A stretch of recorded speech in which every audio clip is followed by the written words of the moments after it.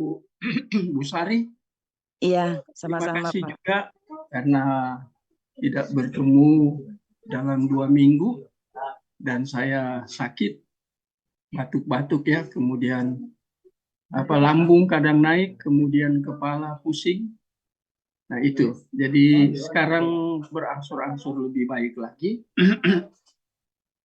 dan terus doakan supaya makin baik. Yang malam ini kita mau pelajari ini hal yang kadang disepelekan orang, tetapi tidak seperti pandangan banyak orang.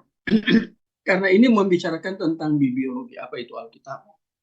Yang saya mau jelaskan bukan seperti di S1, tapi bagaimana pengkanonan Alkitab itu, di dalam pengkanonan itu banyak ada perbedaan-perbedaan. Ya, jadi kita akan lihat nanti. Saya buka materinya dulu ya.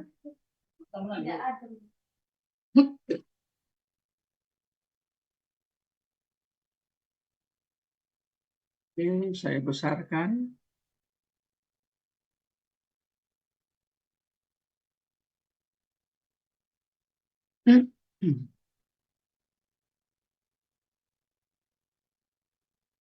Nah, ini bibliologi. Tapi yang kita mau lihat history, his and story ya. Kemudian sekarang disambung dua kata ini dalam bahasa Inggris jadi history tentang pengkanonan. Nah, kita sudah mungkin terbiasa dengar tentang history, itu ada di buku Worldview itu ya.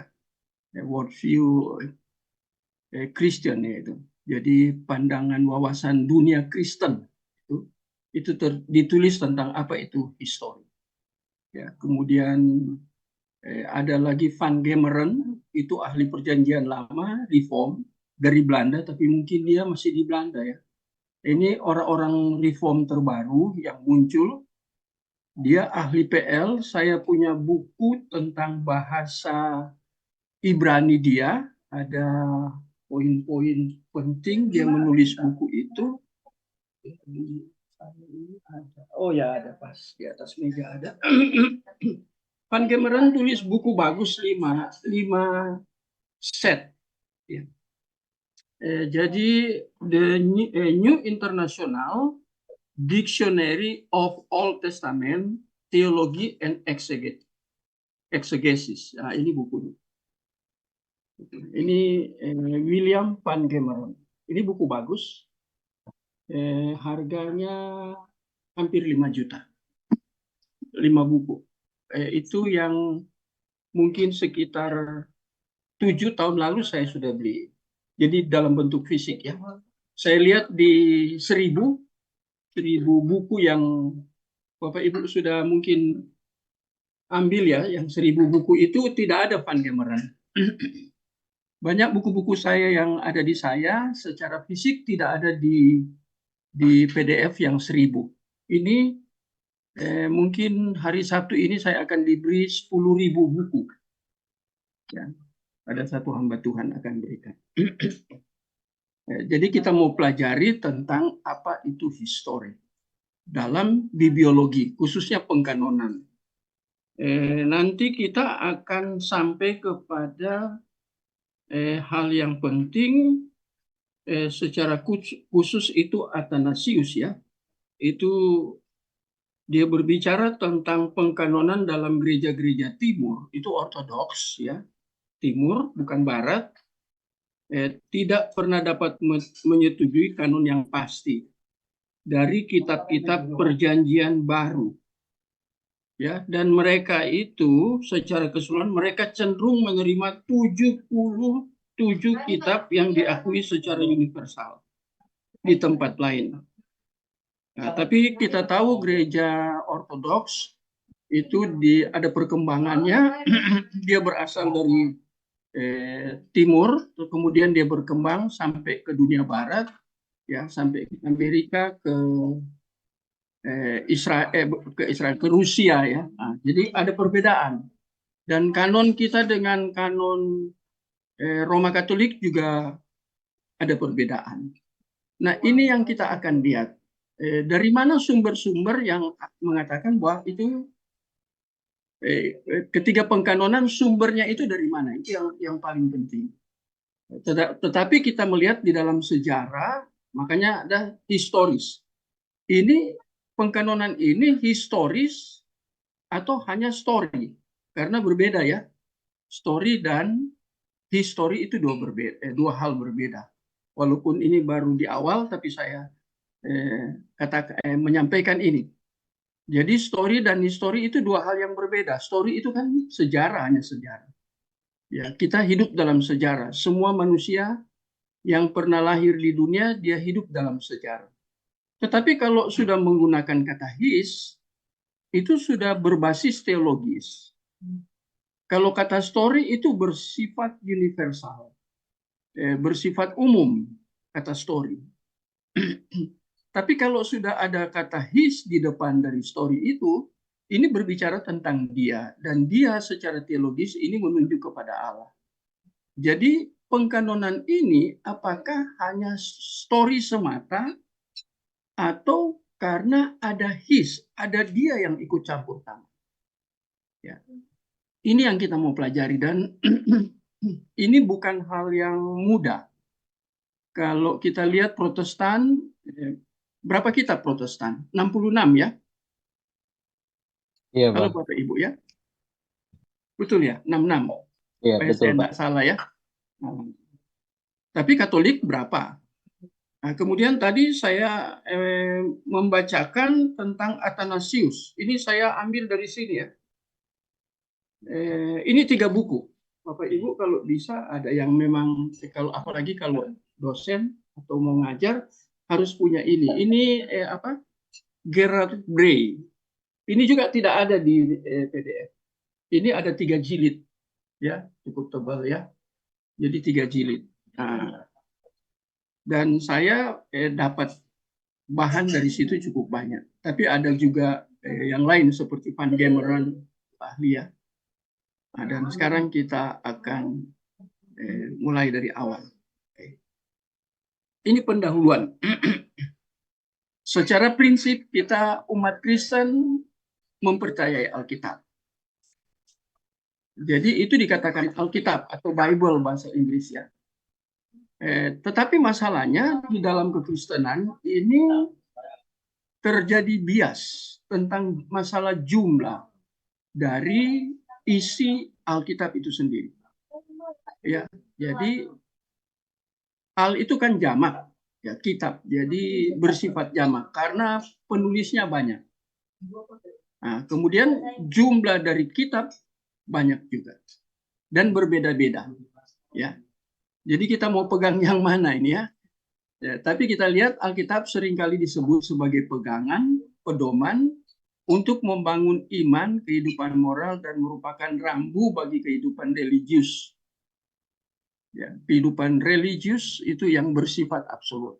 Jadi ukuran kita mengukur gereja, kita mengukur hamba Tuhan, kita mengukur jemaat walaupun dia awam, ukurnya bukan hamba Tuhan mengukur hamba Tuhan yang lain. Walaupun itu ada model seperti itu.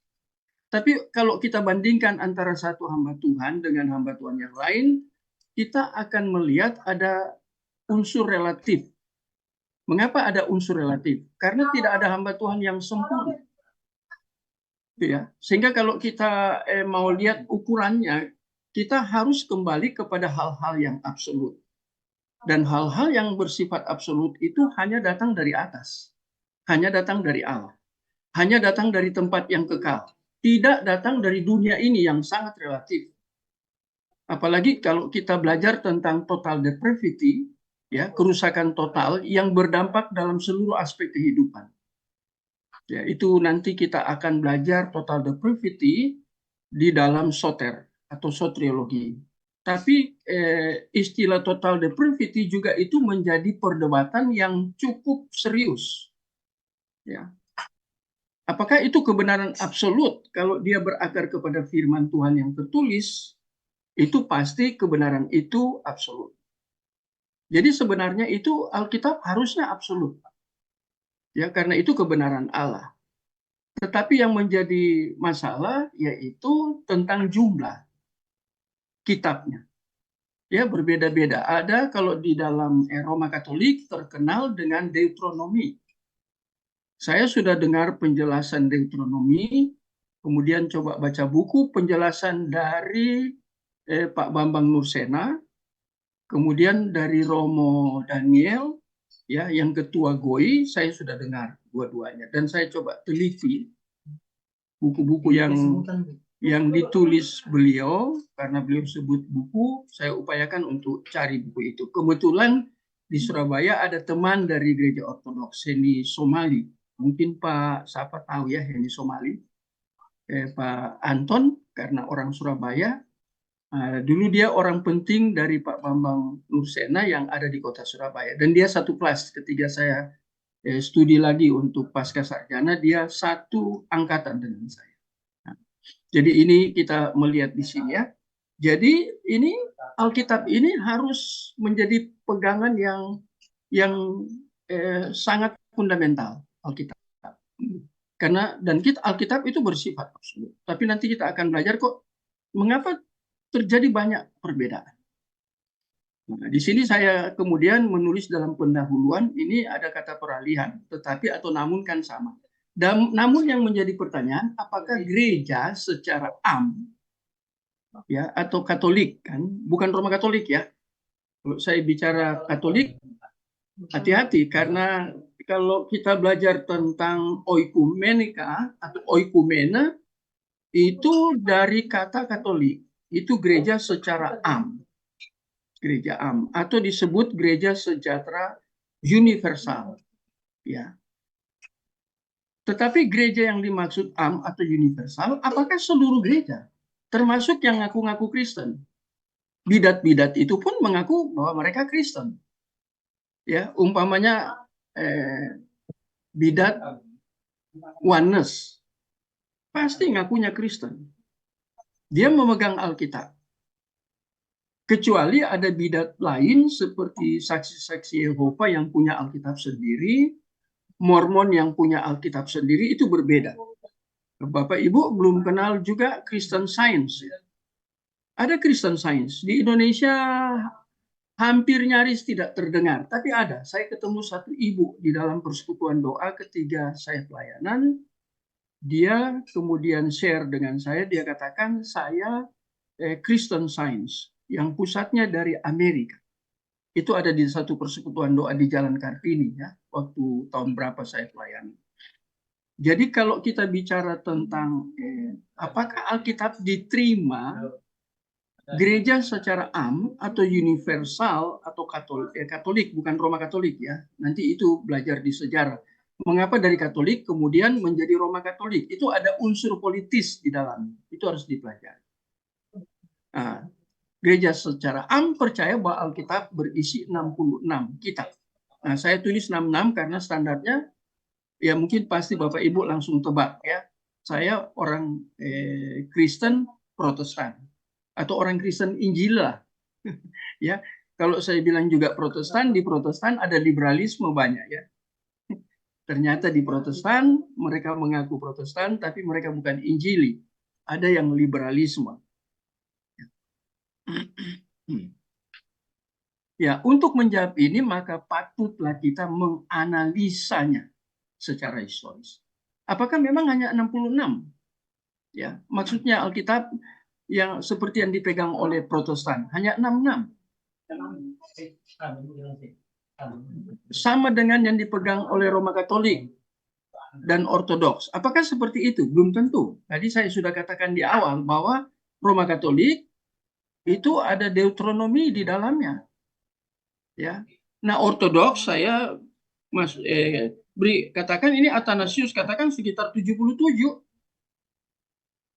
Ini Athanasius ini muncul abad keberapa? Nanti dijelaskan semua dalam pertemuan-pertemuan kita ini ya.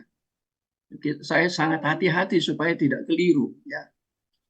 Jadi kita lihat. Ataukah ada perbedaan yang signifikan sehingga berbeda? Apa sebabnya jika ada perbedaan? Penyebabnya apa? Mengapa Roma Katolik kok lebih dari 66? Mengapa orang Protestan atau Injili. Kalau sudah bicara Injili, di situ masuk gereja Pantekosta, gereja karismatik, itu Injili ya. Kalau umpamanya Bapak Ibu tanya apakah Kristen apa yang barusan muncul di Indonesia progresif ya, apakah itu masuk di Injili atau dia bidat ya, heresi. Nah, itu ya. Kemudian Roma Katolik apakah Injili? Karena belum lama ini kan dari Vatikan ini Paus datang kemudian berbicara banyak di beberapa negara di Asia Tenggara, di Singapura dia berbicara bahwa keselamatan itu ada di dalam seluruh agama. Ya. Apakah keselamatan ada dalam seluruh agama? Sehingga kita bisa katakan bahwa Roma Katolik itu dia apa? Liberal kah? Dia Injili kah? Kalau orang liberal, Bapak Ibu belajar teologinya, mereka katakan Alkitab itu bukan firman Tuhan, tapi berisi firman Tuhan. Kemudian mereka tidak percaya tentang banyak hal yang ada dalam Alkitab yang mujizat. Ya. Itu ada teori yang dibangun oleh liberalisme. Ya. Orang-orang Kristen liberal. Nah, apakah mereka patut untuk masuk di dalam apa yang disebut am atau universal? Itu menjadi pertanyaan. Ya. Siapa sumber utama yang memungkinkan adanya perbedaan? Dari mana mereka datang? Ya. Yang paling benar yang mana? Sumbernya yang mana dulu? Ya. Nah, dan ini di luar heresi ya, di luar Kristen heresi yang saya sudah sebut tadi beberapa ya ini ya. Saya tulis Mormon, Saksi Yehova, dan yang mengaku Kristen lainnya. Saya hanya tulis 2 ya. Bapak Ibu bisa tambahkan. Itu yang disebut bidat ya. Oneness juga ya. Saya tidak tambahkan, Bapak Ibu tambahkan. Itu tidak terlalu sulit ya. Tetapi digolongkan sebagai heresi. Sehingga memiliki Alkitab yang sangat berbeda dengan Roma Katolik, Gereja Ortodoks, dan Protestan. Ini 3 ini ya. Nanti sedikit saya beri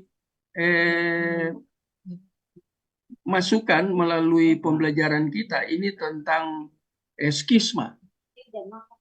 Skisma itu terjadi sudah berapa kali terjadi skisma. Skisma yang besar. Ya, itu disebut skisma besar ya. Skisma itu artinya perpecahan. Saya kemarin mengajar di semester 5, saya kaitkan antara oikumene atau gereja secara universal atau am dengan skisma. Dan ada 2 skisma besar. Mengapa terjadi skisma? Nah, itu ada dasarnya. Itu nanti saya masukkan di sini. Dan itu berdasarkan juga Alkitab yang dipegang sehingga ada perbedaan. Ya. Jadi kita lihat ini ya.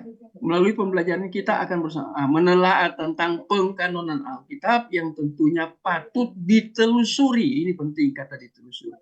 Sejarah dari pengkanonan. Dari minimal 3 kelompok Kristen. Ini dianggap 3 kelompok besar ya. Roma Katolik, Ortodoks, dan Protestan. Kalau Bapak Ibu belajar sejarahnya, Roma Katolik dengan Ortodoks siapa yang lebih dulu muncul? Ya. Nah, itu jadi rame itu ya, Roma Katolik dengan Gereja Ortodoks. Dari aspek sejarah, siapa yang lebih dulu ada, yang muncul lebih dulu di dunia ini? Ya, apakah Roma Katolik atau Ortodoks? Tapi orang Katolik mengatakan mereka lah yang muncul pertama. Tapi orang Ortodoks katakan bahwa mereka itu Gereja Ortodoks itu, Ortodoks Timur itu warisan dari para rasul. Rasul kan memiliki murid. Kemudian murid daripada rasul itu juga memiliki murid. Itu Ortodoks, Gereja Ortodoks Timur. Nah, kemudian ada skisma besar abad pertengahan itu oleh Luther. Ya, itu Protestan. Kemudian muncul Protestan. Apakah Luther dan Calvin Reform itu sama pengakuan mereka terhadap pengkanonan Alkitab? Nah, itu nanti kita akan pelajari ya. Jadi ini memberikan deskriptif, memberikan gambaran yang luas ya tentang tema pembelajaran kita ya. Jadi kita akan lihat itu. Sekarang saya mulai karena ini bersifat historis, maka saya mulai tentang pengkanonan dari perspektif para bapak gereja. Nah, saya ambil dari ini Profesor Gerald Bray. Gerald Bray. Nah, ini dia profesor, dia mengajar di Paris ini. Kemudian dia juga mengajar di Bison Divinity School. Nah, jadi dia seorang pengajar yang hebat ya. Itu dia juga dokter literatur. Delit. Jadi dia ahli bahasa dia. Ini profilnya. Dia ahli bahasa. Karena delit. Tidak ada di Indonesia ya. Ada gelar doktor literatur. Nggak ada. Ya. Yang di kita DTH, ya, Demis, Demin. Kalau kita mau ambil delit, kita harus keluar dan kita jadi ahli bahasa. Nah, itu tidak mudah ya. Nah, tapi kita lihat di sini tulisan dari Gerard May. Dikatakan bahwa satu-satunya penyebutan akan karya Roh Kudus tentang pengkanonan ini lihat ya panjangnya dari konsili itu muncul di credo. Credo itu pengakuan iman. Nah, pengakuan iman Nikea kemudian sampai kepada pengakuan iman di Konstantinopel. Nah, lihat itu ya. Saya tidak taruh tahunnya ya. Jadi cukup panjang ini. Ya, bahwa Alkitab itu karya Roh Kudus. Ya. Itu menekankan tentang ilham, pengilhaman ya, theopneustos dalam 2 Timotius pasal 3 ayat 16 ya. Itu sudah dibicarakan mulai dari Credo Nikea sampai ke Konstantinopel. Ya, merelasikan dia ini Allah dengan inspirasi atau pengilhaman Alkitab yang mendeskripsikan, menggambarkan dia sebagai yang berbicara melalui para. Jadi yang berbicara di sini ini artinya Alkitab itu sumbernya dari mana? Dari dia. Dia di sini ini pribadi yang ketiga.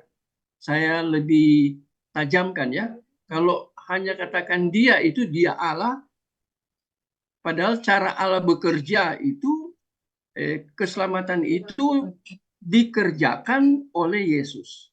Tetapi untuk pengkanonan dikerjakan untuk pengilhaman sampai pengkanonan nanti itu dikerjakan oleh Roh Kudus, pribadi Allah yang ketiga. Itu harus spesifik. Tentunya saya tambahkan harus atas keputusan bersama. Ya. Jadi bukan hanya karena Roh Kudus mau, kemudian berbeda dengan apa yang Bapa kehendaki dan Yesus kehendaki. Tidak bisa seperti itu. Karena ada konsep kesetaraan di dalam Tritunggal.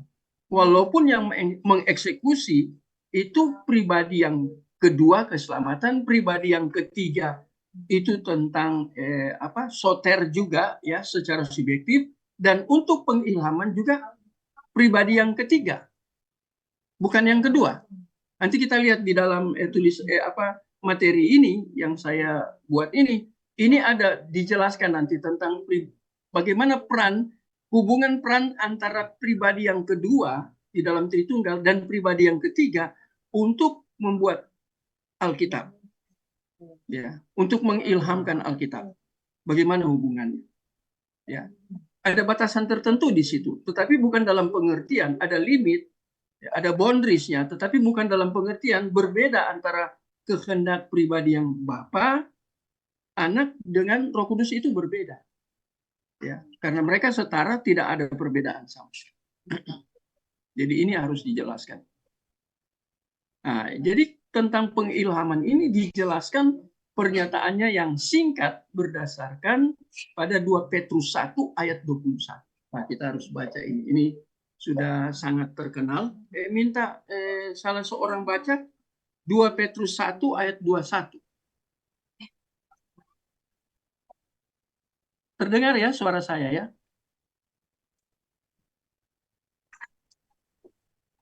2 Petrus 1 ayat 1. 2 Petrus 1 ayat 21.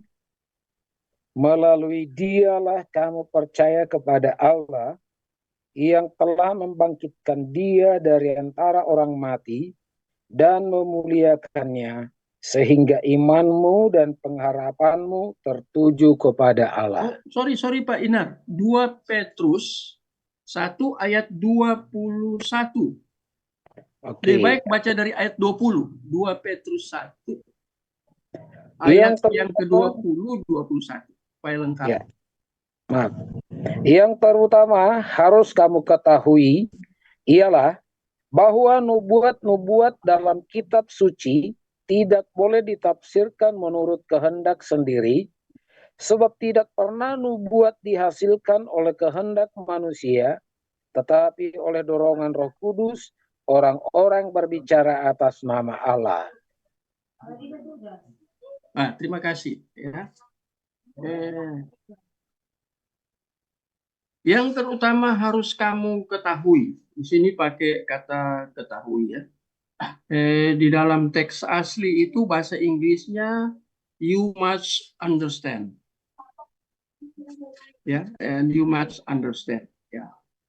Yang harus kamu mengerti, ya. Yang harus kamu pahami. Kalau di sini pakai kata ketahui. Saya kebetulan kuat di dalam Yunani dan Ibrani. Kalau saya cek di kata ketahui itu sebenarnya yang muncul apakah itu oida atau ginosko. Tetapi yang muncul di sini, ini ginoskontes. Ya, itu betul ya. Ginoskontes artinya itu dari kata dasar ginosko. Ya. Jadi ginosko itu ketahui, tetapi ketahui yang kedua digunakan. Mengapa hanya digunakan ginosko? Yang harus kamu ketahui kata ginosko. Sedangkan seharusnya di dalam strata itu kata ketahui harus pertama bukan ginosko, harus oida. Mengapa oida? Oida dulu baru ginosko.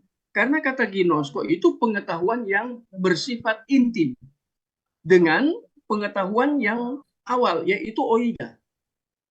Jadi saya jelaskan ini ya, kalau tidak keliru ya. Jadi tidak boleh tanpa ada oida tidak mungkin muncul ginosko. Karena ginosko menekankan keintiman dengan yang kita ketahui. Dan yang kita ketahui terlebih dahulu secara teoritis itu di dalam oida. Artinya ajaran. Teoritis itu ajaran atau doktrin di dalam Alkitab. Kita kan harus belajar doktrin dulu untuk kita ketahui, baru kita intim dalam arti kita imani apa yang ditulis oleh Alkitab. Bahwa itu infallibility. Tidak mengandung kesalahan apapun. Tapi yang dipakai langsung ke ginosko, tidak menggunakan kata oida. Yang harus kamu ketahui dan kamu percaya. Ya. Intim.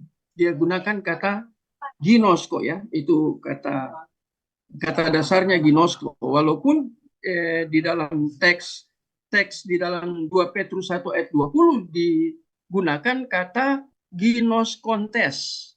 Tapi kata ginoskontes ini itu ditulis from itu kita harus cari di dalam Strong Concordance. Itu ginos. Di dalam help word studies juga itu ada dijelaskan semua ya. Apa itu ginosko? Nah, jadi yang pertama yang kita harus ketahui, jadi ini masalah prioritas ya. Ketahui ialah bahwa nubuat.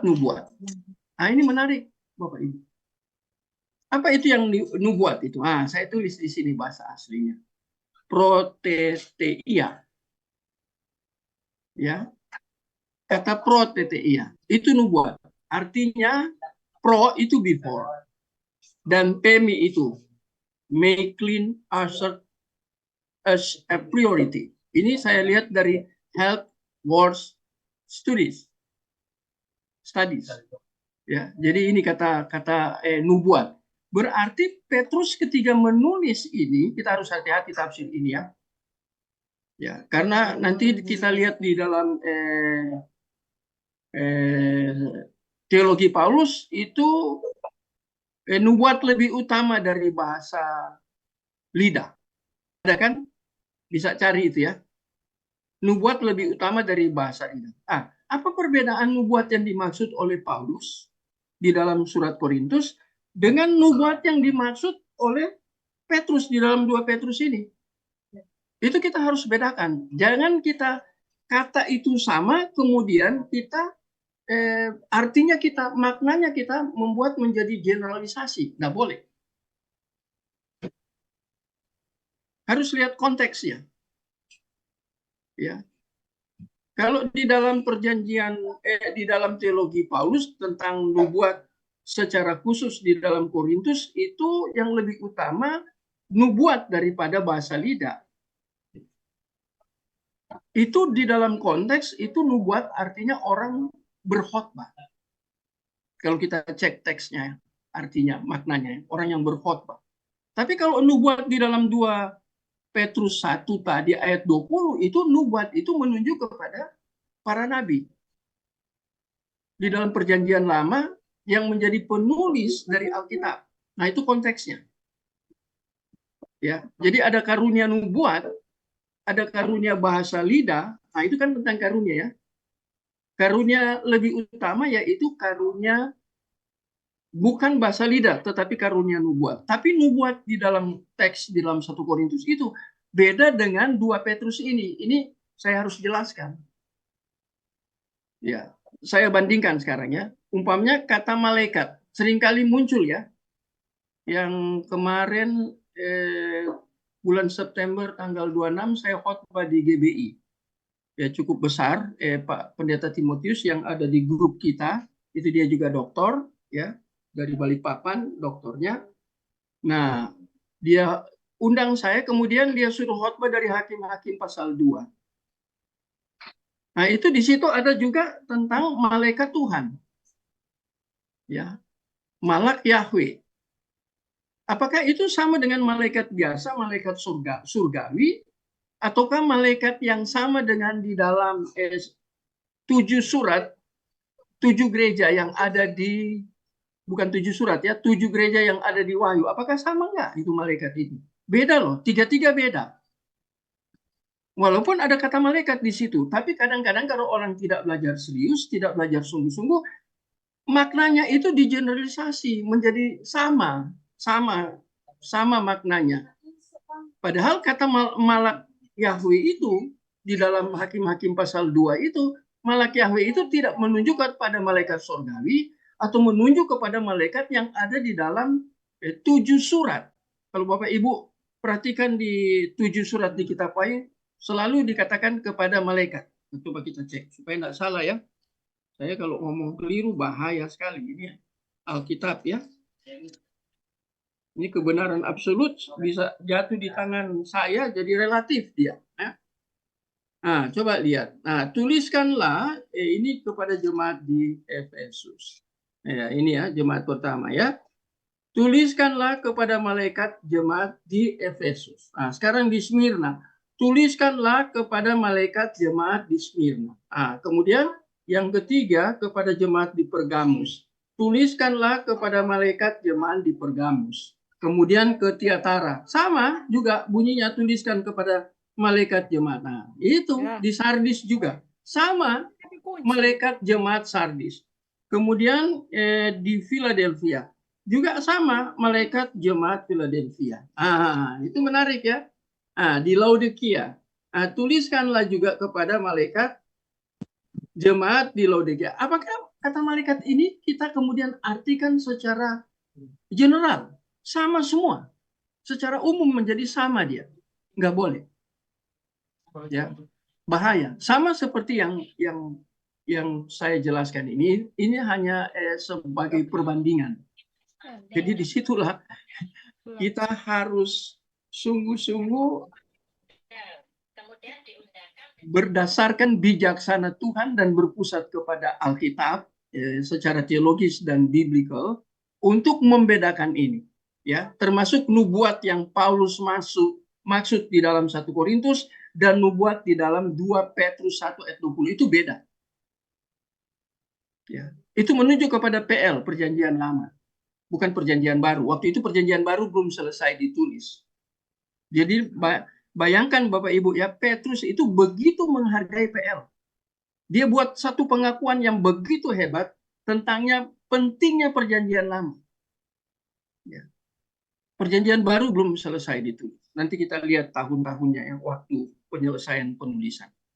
Memang itu harus sebenarnya harus tuntas diajar kalau Bapak Ibu kuliah di STT oleh dosen bibliologi. Saya tidak masuk ke sana, tapi mungkin saya hanya memberi gambaran.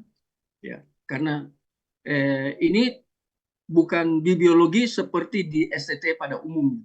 Ini saya pilih ya, karena kita ada yang sudah kuliah, ada yang sudah doktor di sini, ada sudah S2, ada S1 ya. Nah, jadi saya enggak ini tidak singgung soal itu. Jadi lebih khusus ini ya.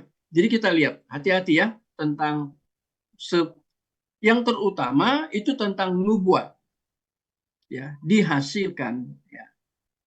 Tidak dihasilkan oleh kehendak manusia. Ya. Dihasilkan oleh kehendak manusia, tetapi oleh ini salah tulis ya. Tetapi oleh dorongan Roh Kudus. Orang berbicara atas nama Tuhan. Jadi semua nabi maksudnya orang-orang di sini yaitu karena konteksnya kan nabi. Jadi PL terkait dengan penulisan Alkitab. Nah, ini dikatakan mereka berbicara, para nabi itu berbicara atas nama Tuhan. Kalau Bapak Ibu ganti kalimat orang-orang berbicara atas nama Tuhan, ini kalimat yang kadang-kadang tidak tersentuh di gereja ya. Itu namanya the representative of God. Mereka adalah wakil-wakil Tuhan. Sehingga mereka berbicara atas nama Tuhan. Saya punya buku satu itu tentang apa itu the representative of God. Ada satu buku di saya. Ada di kamar ya. Satu buku menjelaskan tentang apa itu wakil Tuhan. Mereka berbicara atas nama Tuhan. Dan kemudian hasil pembicaraan itu Tuhan Roh Kudus pimpin untuk kemudian mereka tulis. Maka jadilah perjanjian lama. Menurut apa yang dikatakan oleh Rasul Petrus. Di dalam 2 Petrus 1 ayat 20 dan 21. Jadi ini bukan hasil dari manusia, kehendak manusia, tetapi oleh dorongan Roh Kudus. Di kamar, di dorongan di situ kan apa ya? Hembusan itu ya. Ya. Theopneustos itu kan kita sudah belajar ya di biologi ya. Theopneustos. Itu kita harus belajar ya. Nah, ini disebut dorongan Roh Kudus, orang berbicara atas nama Tuhan. Jadi yang disebut dengan the representative of God tidak boleh berbicara atas nama diri sendiri. Itu mencuri kemuliaan Tuhan. Kalau seorang hamba Tuhan, ini praktikalnya ya, naik di atas mimbar, dia berkhotbah, dia gunakan Alkitab. Tapi ketika dia berbicara, dia kan harus tafsir Alkitab. Kemudian tidak berakar kepada Alkitab. Walaupun dia menggunakan Alkitab, penafsirannya dia melenceng, berarti dia berbicara bukan atas nama Tuhan, walaupun dia menggunakan Alkitab sebagai sarana. Itu dia berbicara atas keinginan dia. Tafsiran yang berasal dari dirinya sendiri. Nggak boleh itu. Ya, kembali kita lihat, itu bisa kita lihat di dalam Roma pasal 10 ayat 2 dan 3 yang seringkali saya bicarakan. Jadi tidak boleh orang ketiga berbicara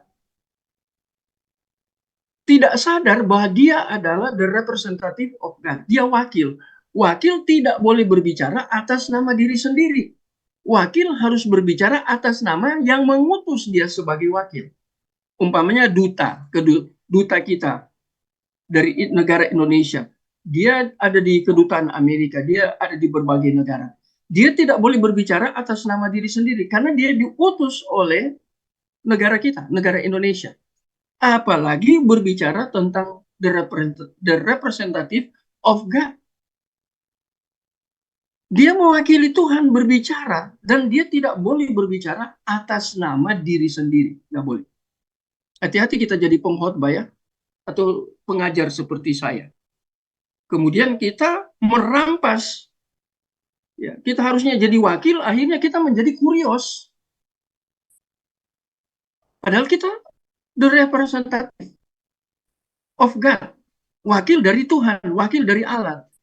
Tapi kita sering menyampaikan sesuatu yang bukan dari Allah. Sebenarnya berpusat pada diri kita. Kalau saya sudah katakan berpusat pada diri kita, ini masalah presupposition. Presupposisi. Jadi titik awal kita berpikir itu dari mana? Apakah memang berakar dari firman Tuhan, atau itu berakar kita baca firman Tuhan, tetapi sebenarnya yang kita sampaikan, argumentasi kita, itu berasal dari diri kita, walaupun kita baca Alkitab. Kita tidak layak seperti itu. Kalau di dalam buku yang saya baca itu ya, buku itu juga tidak masuk di dalam apa ya, karena saya beli buku itu dalam bentuk fisik. Apa sih artinya dari representatif? Artinya orang berbicara atas nama Tuhan. Kemudian apa yang mereka katakan, Roh Kudus pimpin untuk ditulis, khususnya para nabi. Ini baru poin awal ya. Jadi kita lihat di sini, penting sekali ini ya. Tak diragukan bahwa dalam pemikiran Yahudi, ini Yahudi, kitab suci Ibrani itu perjanjian lama, diinspirasikan oleh Allah. Dan Yesus, lihat ini ya, sudah diinspirasikan oleh Allah, jadi mereka berbicara atas nama Allah. Nah, sekarang Yesus sering merujuk kepada maksudnya di sini yaitu perjanjian lama. Ya. Sedemikian rupa. Bayangkan artinya Yesus menghargai apa kata Allah ketika dia berinkarnasi ya. Saya menitik beratkan ketika Yesus berinkarnasi. Dia sangat menghargai hasil dari inspirasi dalam perjanjian lama. Sehingga dia merujuk atau mengutip berkali-kali. Ya. Berkali-kali dia merujuk kepada perjanjian lama. Dia sangat menghargai perjanjian lama. Kadang kita lihat ya orang berkhotbah dari perjanjian baru. Nggak apa-apa sih. Tapi hati-hati orang terus menekankan perjanjian baru. Dia lupa perjanjian lama. Yesus saja menghargai. Petrus menghargai. Dia nunjuk kepada Nabi. Berarti perjanjian lama. Ya. Karena di perjanjian lama itu kitab yang diinspirasikan. Penting ini. Ya. Kadang kita asik dengan perjanjian lama. Padahal nanti kita lihat ya di dalam penjelasan di dalam ini PPT ini kita akan melihat bagaimana itu di perjanjian lama hubungan PL dan PB itu rupanya yang dibangun di dalam perjanjian baru, walaupun itu kalau dalam penafsiran bisa alegori itu dalam pengertian penafsiran alegoris tidak boleh letterlek, tidak boleh harafiah. Itu ada di perjanjian lama sebenarnya. Akarnya ada di situ. Kemudian muncul lagi di dalam perjanjian baru. Wah, ini menarik. Ini Alkitab ya. Hubungan antara perjanjian lama dan perjanjian baru. Kadang orang tidak begitu menghargai perjanjian baru. Perjanjian lama. Kita kan bukan zamannya Taurat. Kita sudah zaman perjanjian baru. Hati-hati. Ini hati-hati. Ya, Petrus aja aku. Yesus merujuk kepadanya sedemikian rupa, secara langsung atau melalui implikasi, selama pelayanannya di bumi. Jadi dia sering menggunakan PL, kutip PL, kutip PL, kutip PL. Dia berbicara tentang keselamatan, dia hubungkan dengan Yunus. Betul ya? Halo Bapak Ibu? Ya, tentang keselamatan kan Yunus. Iya, dalam Pak. perut ikan. Ya, Ya. ada banyak hal. Ya, jadi lihat, Yesus menghargai kitab orang Yahudi perjanjian lama. Karena yang dulu kan disebut ini kitab suci Ibrani, artinya perjanjian lama. Ya, kemudian di dalam secara khusus dalam konteks perjanjian baru itu sudah disebut bangsa Yahudi. Saya tidak berbicara tentang Yudaismenya, ya. Tapi saya berbicara tentang bangsa Yahudi. Ya. Dari Israel kita harus mengerti sejarah ini. Kalau sudah berbicara tentang orang-orang Yahudi, berarti kita harus mengerti historisnya.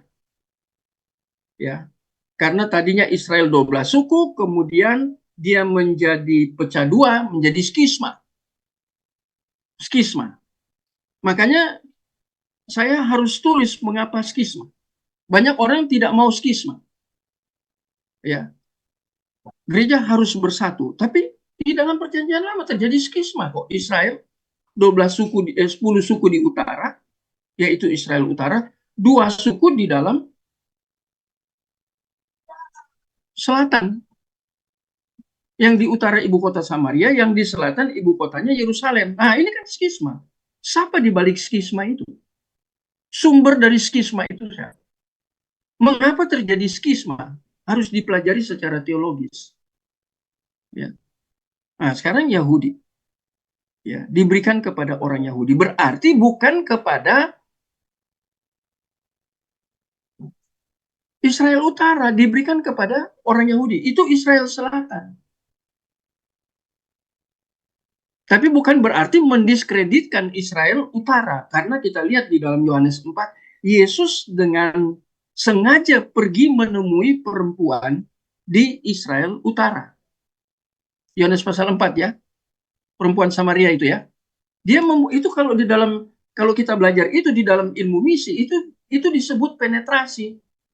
Jadi ada tembok, tidak ada hubungan lagi antara Israel Utara dan Selatan. Yesus buat penerobosan, penetrasi dalam ilmu misi ya, penerobosan, merobohkan tembok. Dia datang kepada perempuan yang ada di Israel Utara. Dan dia layani sampai bertobat. Nah, itu penetrasi namanya. Jadi maksudnya keselamatan itu kan datang dari Yahudi. Yahudi dalam pengertian Israel Selatan, bukan Israel Utara. Perempuan Samaria bertobat karena Yesus konseling dia. Itu pelayanan konseling. Itu menarik itu, ya. Jadi kita lihat ya. Jadi maksudnya di sini ya, tak diragukan bahwa dalam pemikiran orang Yahudi, Israel Selatan, kitab suci Ibrani atau perjanjian lama diinspirasikan oleh Allah dan Yesus sering merujuk kepadanya sedemikian rupa, secara langsung atau melalui implikasi selama pelayanannya di bumi. Wah, menarik. Ini baru bagian-bagian awal. Bapak Ibu, menarik atau tidak? Pak. Bagus banget. Kira-kira Pak Iner bagaimana Pak Iner? Pak Iner ini termasuk orang senior. Jadinya belum ada yang saya ketahui, Pak. Bagaimana Pak Iner? Jadinya tidak ada lagi yang saya ketahui. Dengan mengikuti pembelajaran ini, ilmu saya jadi tidak ada lagi. Artinya ini membukakan ilmu yang baru lagi. Terima kasih. Oke, puji Tuhan ya. Puji Tuhan. Ya. Teman-teman yang lain jangan vakum ya, kita menjadi dinamis. Ya. Kalau kita jadi dinamis, itu kelasnya Pak Anton itu cukup dinamis ya. Kalau semester 5 itu mereka silent, diam. Hanya nerimo kata orang Jawa. Kalau kelasnya yang saya ngajar di STT Rai, kelasnya Pak Anton semester, wah itu dinamis. Bisa tanya jawab. Wah itu dinamis ya. Itu harusnya gitu kita di kelas gitu ya. Nah, jadi oke. Ya. Di sini sudah beres ya. Saya jelaskan sampai sedetil itu ya. Hanya mau jelaskan tentang kitab orang Yahudi. Ini kitab suci Ibrani atau orang Yahudi. Ini menekankan tentang Israel Selatan. Sekali lagi ya. Bukan Israel Utara. Jangan sembarang sebut lagi tentang Israel. Israel dalam pengertian kita harus beri muatan makna tentang Israel. Ya, tapi nanti kita akan kaget juga. Saya tambahkan ini ya wawasannya ya. Karena ini saya pernah mengajar di STTAW di Manado ya. Coba kita lihat Yakobus. Ini perbandingan ya, karena saya bicara tentang kitab suci orang Yahudi. Ya. Nah, coba kita lihat kitab Yakobus pasal 1.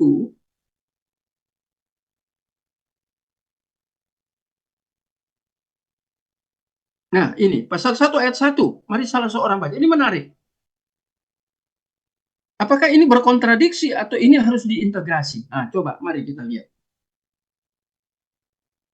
Yakobus, surat Yakobus pasal 1 ayat 1. Silakan salah seorang baca. Ya, izin baca Pak ya, saya coba baca. Mari Pak Peri. Salam dari Yakobus, hamba Allah, dan Tuhan Yesus Kristus kepada kedua belah suku di perantauan. Menarik. Terima kasih Pak Ferry. Menarik enggak? Tadi kan saya di sini Ya. Yahudi itu bicara selatan. Karena di selatan kan hanya 2 suku. Yang 10 suku ada di utara. Sekarang di kitab Yakobus ini menggabungkan kepada 12 suku di perantauan. Apa artinya? Apakah itu berkontradiksi? Keselamatan datang dari orang Yahudi. Yesus sendiri orang Yahudi, bangsa Yahudi secara bangsa. Oke? Ngerti ya? Tapi melalui orang Yahudi ini, bangsa-bangsa di dunia mendapat berkat. Termasuk bangsa Israel Utara. Ada 10 suku di sana. Mereka juga akan menerima berkat. Apakah semuanya bertobat? Wah, kita harus lihat kitab Wahyu. Ya, belajar tentang orang yang bertobat ada dari setiap suku, ada terwakilkan gitu ya. Setiap bangsa, setiap bahasa, itu ada di kitab Wahyu. Jadi bukan seluruhnya. Kalau seluruhnya diselamatkan, berarti tidak ada neraka. Tidak ada, Allah tidak adil, tidak ada keadilan. Itu teologi dari saksi-saksi Yehova. Saksi-saksi Yehova katakan tidak ada neraka. Oh, kalau gitu semua masuk surga. Itu konsep doktrinnya saksi Yehova. Padahal Allah itu adil. Di mana sifat Allah itu attributes of God itu tentang Allah itu adil. Ya. Tapi saya tunjukkan tadi perbedaan Yakobus pasal 1 itu supaya kita lihat seakan-akan di antara Alkitab itu ada sesuatu yang berkontradiksi. Hati-hati, itu tidak ada bagian-bagian dalam Alkitab yang berkontradiksi. Kita yang harus mengintegrasi dengan pengertian yang tepat, pengertian makna teologis yang tepat terhadap hal-hal yang kelihatan berkontradiksi. Oh, itu kita butuh memang Roh Kudus bekerja. Termasuk ketika saya mengatakan tentang Alkitab ini, menurut pemikiran orang Yahudi, yaitu kitab Ibrani PL, diinspirasikan. Dan Yesus sebagai pribadi yang datang dari bangsa Yahudi, dia mengutip, dia menghargai perjanjian lama yang sudah diberikan kepada umat pilihan Allah yang pertama. Tapi apakah semua umat Allah yang pertama itu diberikan? Tidak. Karena ada 10 tidak. Nah, kalau Bapak Ibu baca lagi ini lebih ramai lagi. Saya senang yang gini-gini supaya kita diajak berpikir ya. Nah, coba kita buka. Ini sudah mungkin sudah berkali-kali mungkin saya baca ini ya. Roma pasal 5 ayat 39 ayat 40. Kita baca lagi ini karena sedang menjelaskan ini. Roma pasal 5 ayat 39 ayat 40. Mari salah seorang baca.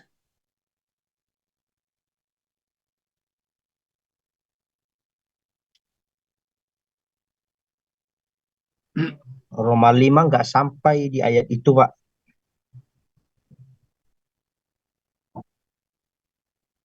Mari Pak Piri. Ya, Roma 5 itu cuma, kalau tidak salah Pak ya, Roma 5 ya tadi dibilang. Bukan, sorry. Yohanes. Sorry. Oh, Yohanes pasal 5 ayat 39 sampai 40. Lihat, saya bisa error. Yohanes 5 ayat 39 40.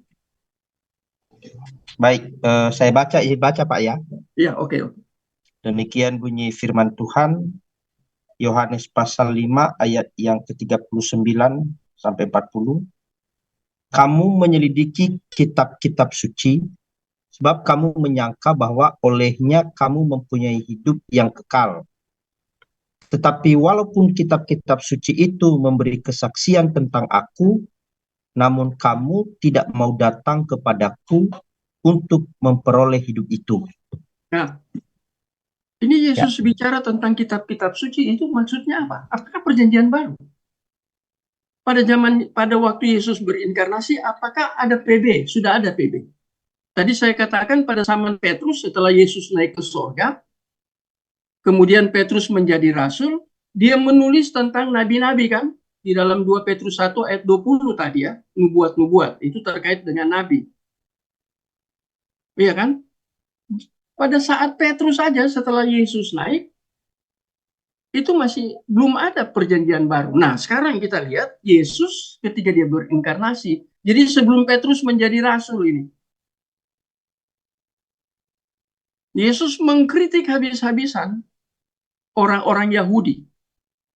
Berarti yang dia kritik bukan orang Israel secara utuh. Hati-hati ya, konteksnya harus tidak boleh lepas dulu ya. Ya, sembari saya mengajar seperti ini, tapi saya juga memberikan masukan untuk kita menafsirkan Alkitab secara baik, secara tepat, tidak boleh out of context. Jadi ketika Yesus katakan kamu ini ditujukan kepada siapa? Apakah seluruh orang Israel 12 suku itu? Padahal di dalam perjanjian lama sudah pecah menjadi dua.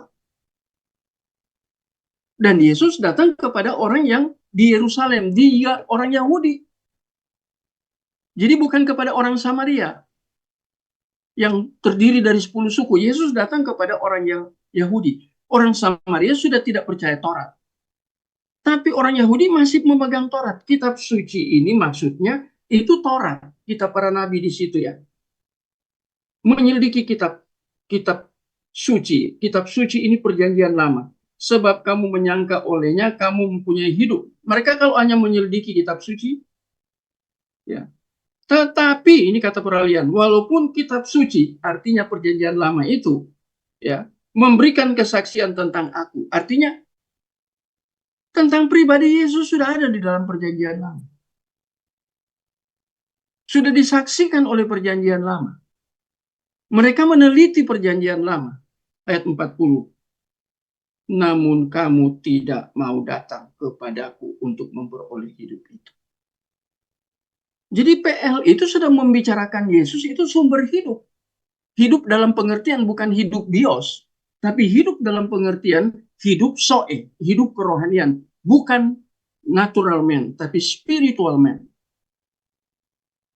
Itu hanya dapat dari Yesus.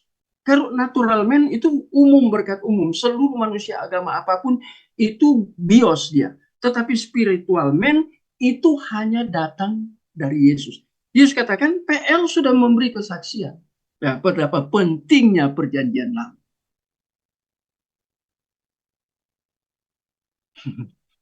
Jadi kita harus belajar PL kuat. Itu menjadi fondasi untuk kita bangun pemikiran-pemikiran biblikal atau pemikiran teologis dari PB. Yesus aja menghargai. Halo? Ya. Dan Yesus sudah ada di dalam perjanjian lama. Sudah dibicarakan, sudah ditulis, sudah disampaikan oleh para nabi. Baik itu melalui nubuat, melalui tesis. Ya, kalau Yesus datang itu namanya antitesis.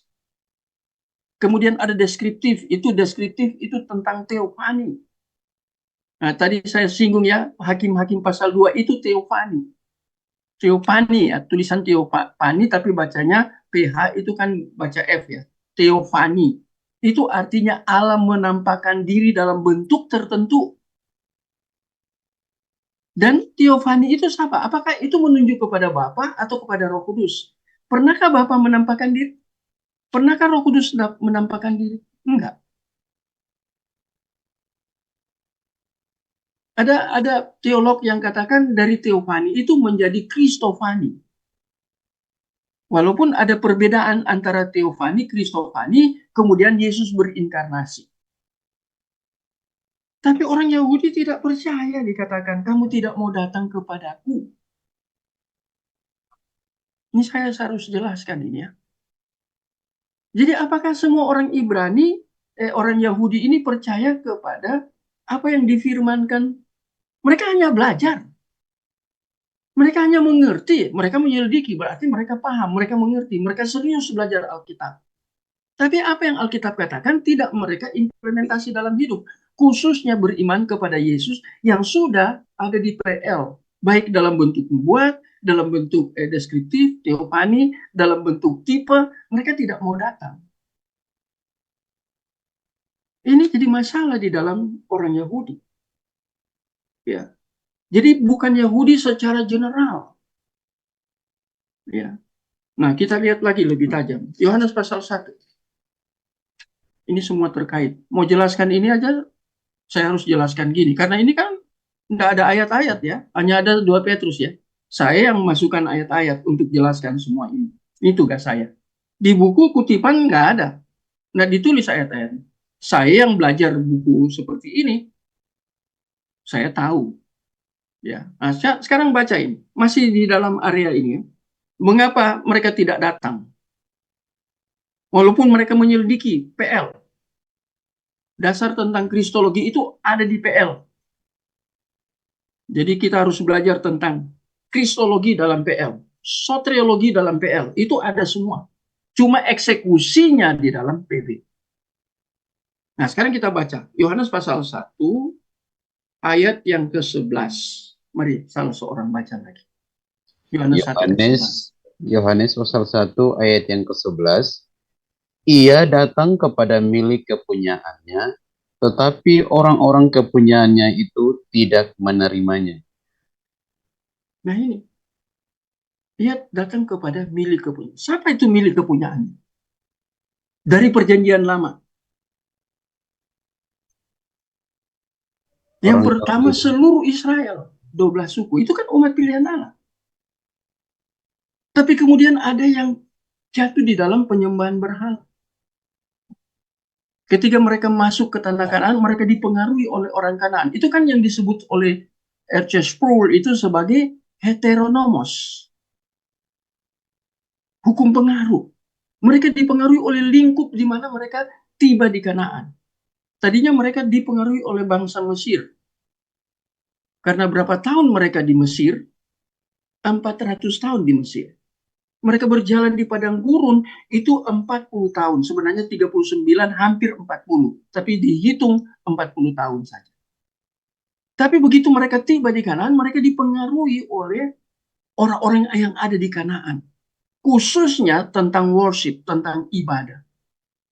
Makanya 10 itu out yang di perjanjian, yang di umat Allah itu, yang di perjanjian lama itu kan seperti ditampi mereka itu. Itu namanya konsep remnant, itu remnant teologi.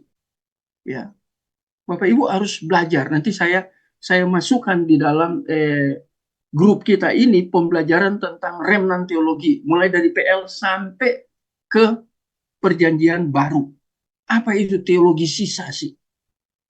Dari 10 tinggal 2. Nanti dia menjadi 12. Yakobus bilang tadi ya, dari 10 tinggal 2, kemudian jadi 12. Tapi di sini, khususnya Yohanes 1 ayat 11 ini, ia datang kepada miliknya. Apakah miliknya yang Yesus maksud semua 12 suku? Enggak. Karena Allah sudah pecahkan itu 2. Jadi 2 bagian ya. Israel Utara yang saya katakan dengan Israel Selatan. Sekarang Yesus datang kepada Israel Selatan. Yaitu orang Yahudi. Ya. Mereka itu yang menyelidiki kitab suci. Khususnya ahli-ahli Taurat itu. Mereka menyelidiki kitab suci.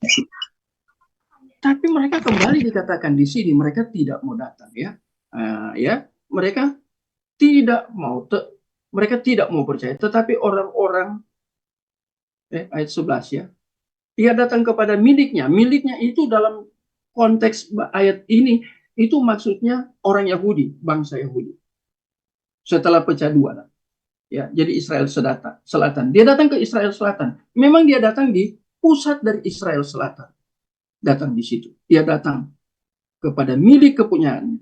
Itu mereka miliknya. Tetapi orang-orang kepunyaannya itu tidak menerimanya. Mengapa tidak menerimanya? Mereka menerima Alkitab, mereka selidiki Alkitab, itu Yohanes 5. Alkitab dalam PL sudah bicara tentang Yesus, tapi mereka tidak mau datang. Datang itu artinya tindakan iman. Tindakan percaya. Itu kata percaya itu kalau kita lihat di teks aslinya itu kata sifat, kata percaya itu ya. Kalau iman itu kata benda.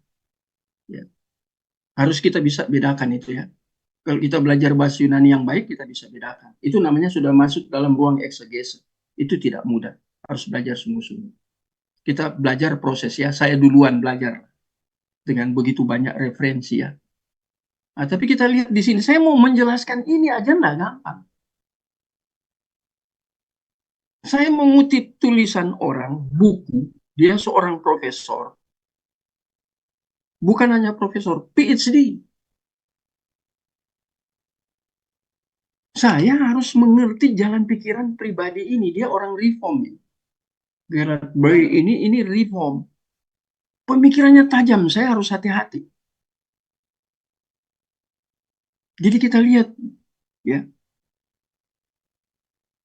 kitab suci sudah diberikan kepada umat pilihan. Tapi yang 10 tolak, mereka malah jatuh dalam penyembahan berhala. Justru ketika mereka tiba di tanah perjanjian, mereka jatuh. 10 suku out. Tinggal 2 suku yang bertahan. Dan Tuhan ada di balik itu. Tapi ketika dia datang kepada 2 suku ini yang namanya Yahudi, mereka juga tidak mau menerima dia. Walaupun pakar-pakar mereka atau ahli atau scholar mereka pada saat itu, mereka menyelidiki. Orang yang suka selidiki Alkitab itu bisa dimasukkan dalam kategori dia kan mau belajar. Dia mau belajar, dia jadi scholar supaya memiliki pengetahuan, ya, epistemologi. Supaya memiliki pemahaman, understanding, mengetahui ginosko itu, mengetahui dan kemudian percaya. Tapi mereka hanya mau mengetahui. Mereka tidak sampai kepada ginosko. Mereka hanya mau mengetahui, mereka selidiki. Jadi ini kan oida.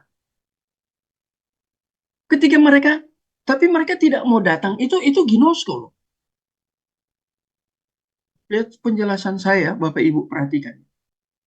Penjelasan saya. Jadi tidak cukup dengan oida dengan ginosko itu harus diintegrasi.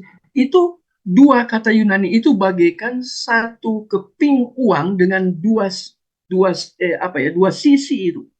Tapi dia ada di 1. Uang logam itu 1 keping dengan 2 sisi. Jadi jangan kita ekstrimkan yang 1, kita buang yang 1. Nah, itu total, itu keutuhan. 2 sisi itu di 1 itu menggambarkan keutuhan yang tidak boleh diskisma, tidak boleh displit, tidak boleh dipecahkan. Itu harus diintegrasi, tetap menjadi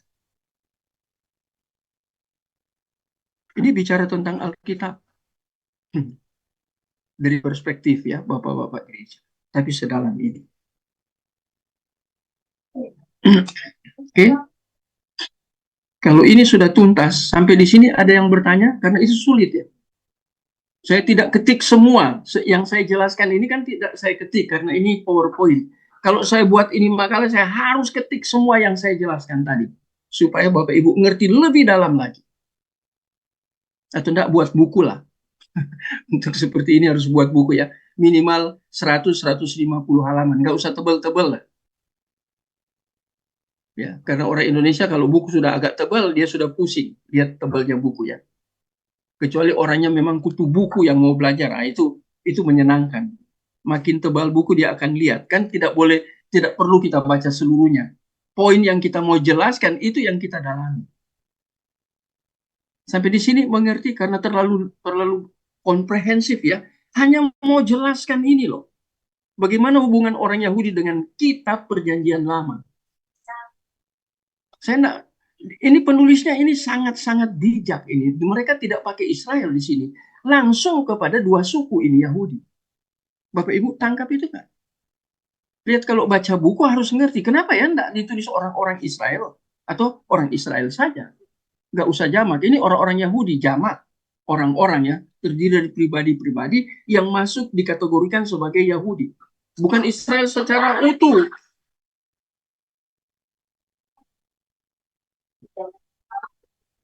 Ya. Jadi kita lihat di sini, ya, menjelaskan yang seperti ini sangat penting. Sulit memang. Kadang kita hanya menjelaskan sesuatu yang kita lihat dengan mata, kita baca, kita lihat, ya, orang-orang Yahudi, ya sudah, cukup. Bagaimana orang Yahudi ini berhubungan dengan kitab Perjanjian Lama? Itu disebut kitab suci Ibrani. Bagaimana? Kenapa tidak tulis orang Israel saja berhubungan dengan kitab Perjanjian Lama? Kok Yahudi dikhususkan? Dan saya sudah buktikan dasarnya di dalam Alkitab. Ya. Dan saya sudah kaitkan untuk lebih luas, mengapa hanya tinggal 2 suku yang disebut Yahudi, tidak 10 suku yang di utara. Mengapa? Itu remnant teologi, teologi sisa. Bapak Ibu belum belajar teologi sisa, tapi melalui bagian ini, Bapak Ibu, saya memberikan gambaran deskriptif tentang orang-orang Yahudi ini sisa dari 12 suku itu. Di dalam Yahudi kan hanya 2 suku. Sampai di sini ngerti nggak? Bisa Pak, saya bisa ngerti. Atau ada yang mau tanya? Ya, kalau saya berpendapat dilanjutkan aja dulu Pak. Kalau ada pertanyaan mungkin di akhir aja Oke. nanti. Saya lanjut ya. Bisa catat, nanti lupa soalnya. Saya berdoa supaya memori Bapak Ibu semua yang ikut pembelajaran ini kuat. Artinya daya ingat itu untuk menyimpan, memori kan untuk menyimpan apa Ya. yang dijelaskan. Tapi Iya. tidak perlu semua, poin-poinnya aja yang esensi yang bisa. Sekarang saya teruskan. Nah, sekarang apa yang ada pada penulis Perjanjian Baru asumsikan tentang inspirasi Allah atas kitab suci diterima begitu saja pada zaman pasca kerasulan. Pasca kerasulan dalam pengertian setelah rasul. Ya. Jadi PB ini diasumsikan inspirasi Allah ini dikatakan zaman pasca kerasulan. Setelah rasul-rasul itu banyak yang meninggal, pasca semua rasul sudah tidak ada, muncullah bapak-bapak gereja di situ. Mereka menerima. Tetapi jangan langsung telan mentah-mentah ya. Ini kata ini ya, menerima PB. PB apakah berapa kitab PB? 27 ya. Yang Protestan punya 27. Apakah Roma Katolik 27? Apakah Ortodoks 27? 3 besar ini ya. Kalau Katolik itu kan gereja secara universal. Kemudian dari Katolik muncul Roma Katolik. Nah sekarang orang Ortodoks katakan kami gereja yang diwarisi oleh para rasul. Ortodoks Timur ya. Diwarisi oleh para rasul. Dan Ortodoks Timur sudah pergi kemana-mana. Sampai ke Indonesia kan sudah ada GOI sekarang. Yang dipimpin oleh Pak Daniel Biantoro. PhD dia ya. Nah sudah ada di Indonesia juga. Tapi pusatnya kan di sana. Timur.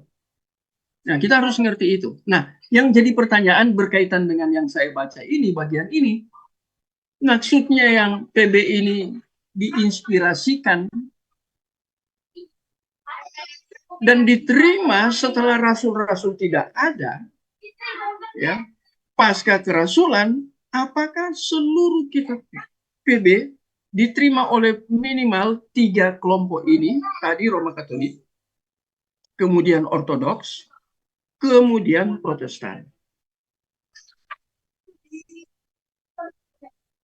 Atau saya sebutlah tambah lagi satu lah, kaum Injili. Karena dalam Protestan juga kalau saya tekankan Protestan, di dalam Protestan banyak yang liberal ya. Jadi saya hati-hati sekali di sini ya, tambahlah satu Injili. 4 bagian ini. Apakah terima secara bulat itu bahwa pengkanonan 27 kitab di dalam Perjanjian Baru itu diterima secara utuh, total? Atau tidak?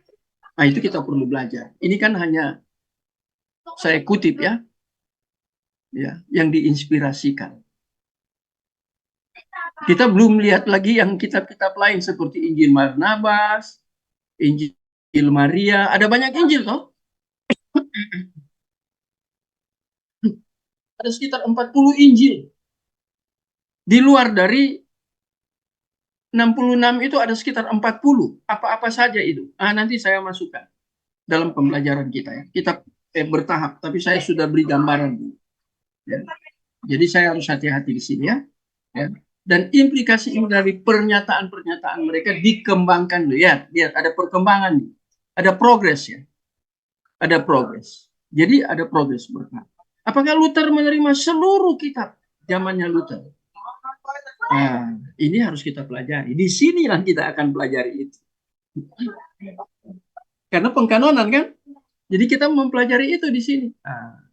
Nah, sekarang kita mulai dari bapak-bapak gereja. Karena tema di atas kan bapak. Sekarang kita mulai pada abad kedua. Seorang tokoh yang sangat terkenal, Theophilus. Theophilus ya, baca PH itu Philus. Ini bahasa Yunani. Theophilus dari Antioquia. Kristen pertama muncul di mana? Antioquia.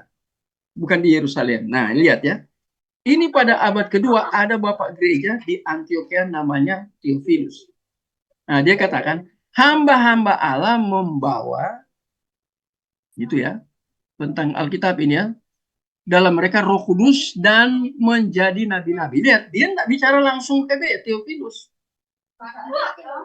Sehingga kita bertanya, kenapa Theophilus hanya ambil 2 Petrus 1?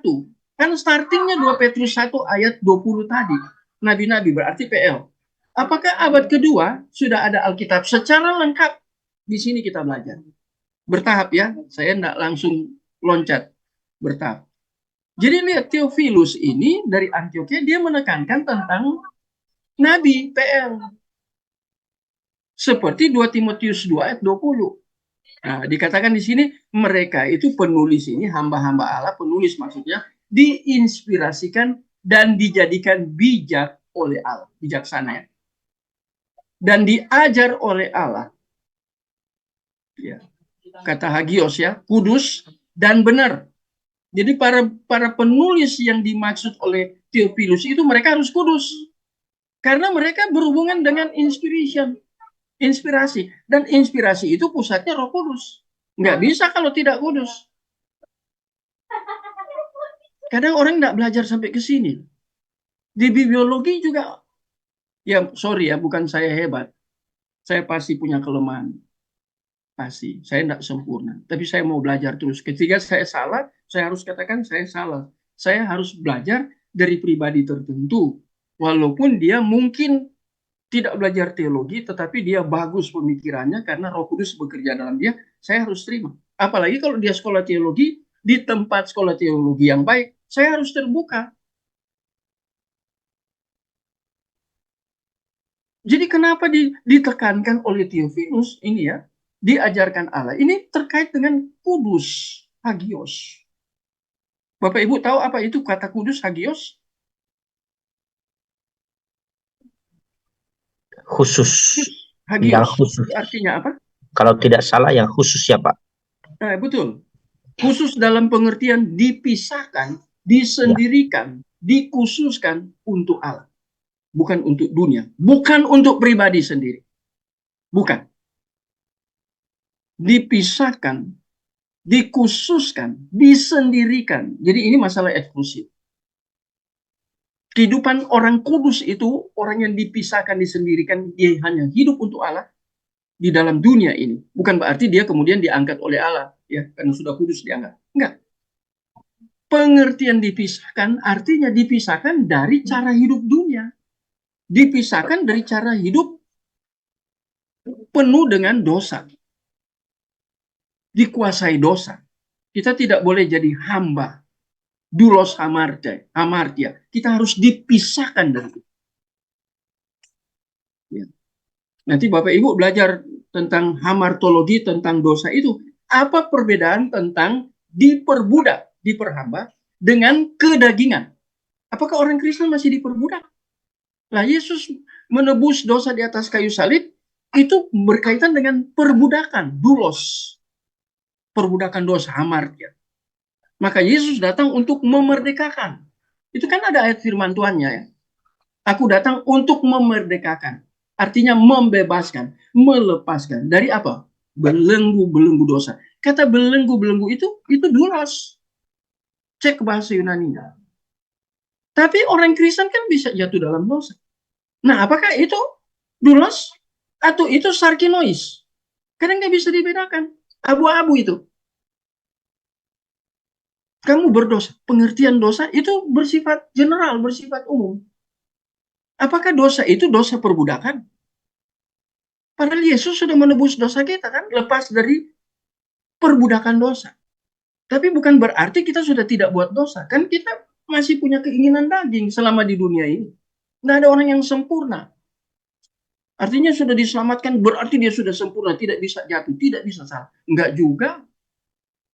Siapapun dia, orang sehebat apapun, seterkenal apapun, sedipuji-puji banyak orang, banyak followernya, nggak jaminan.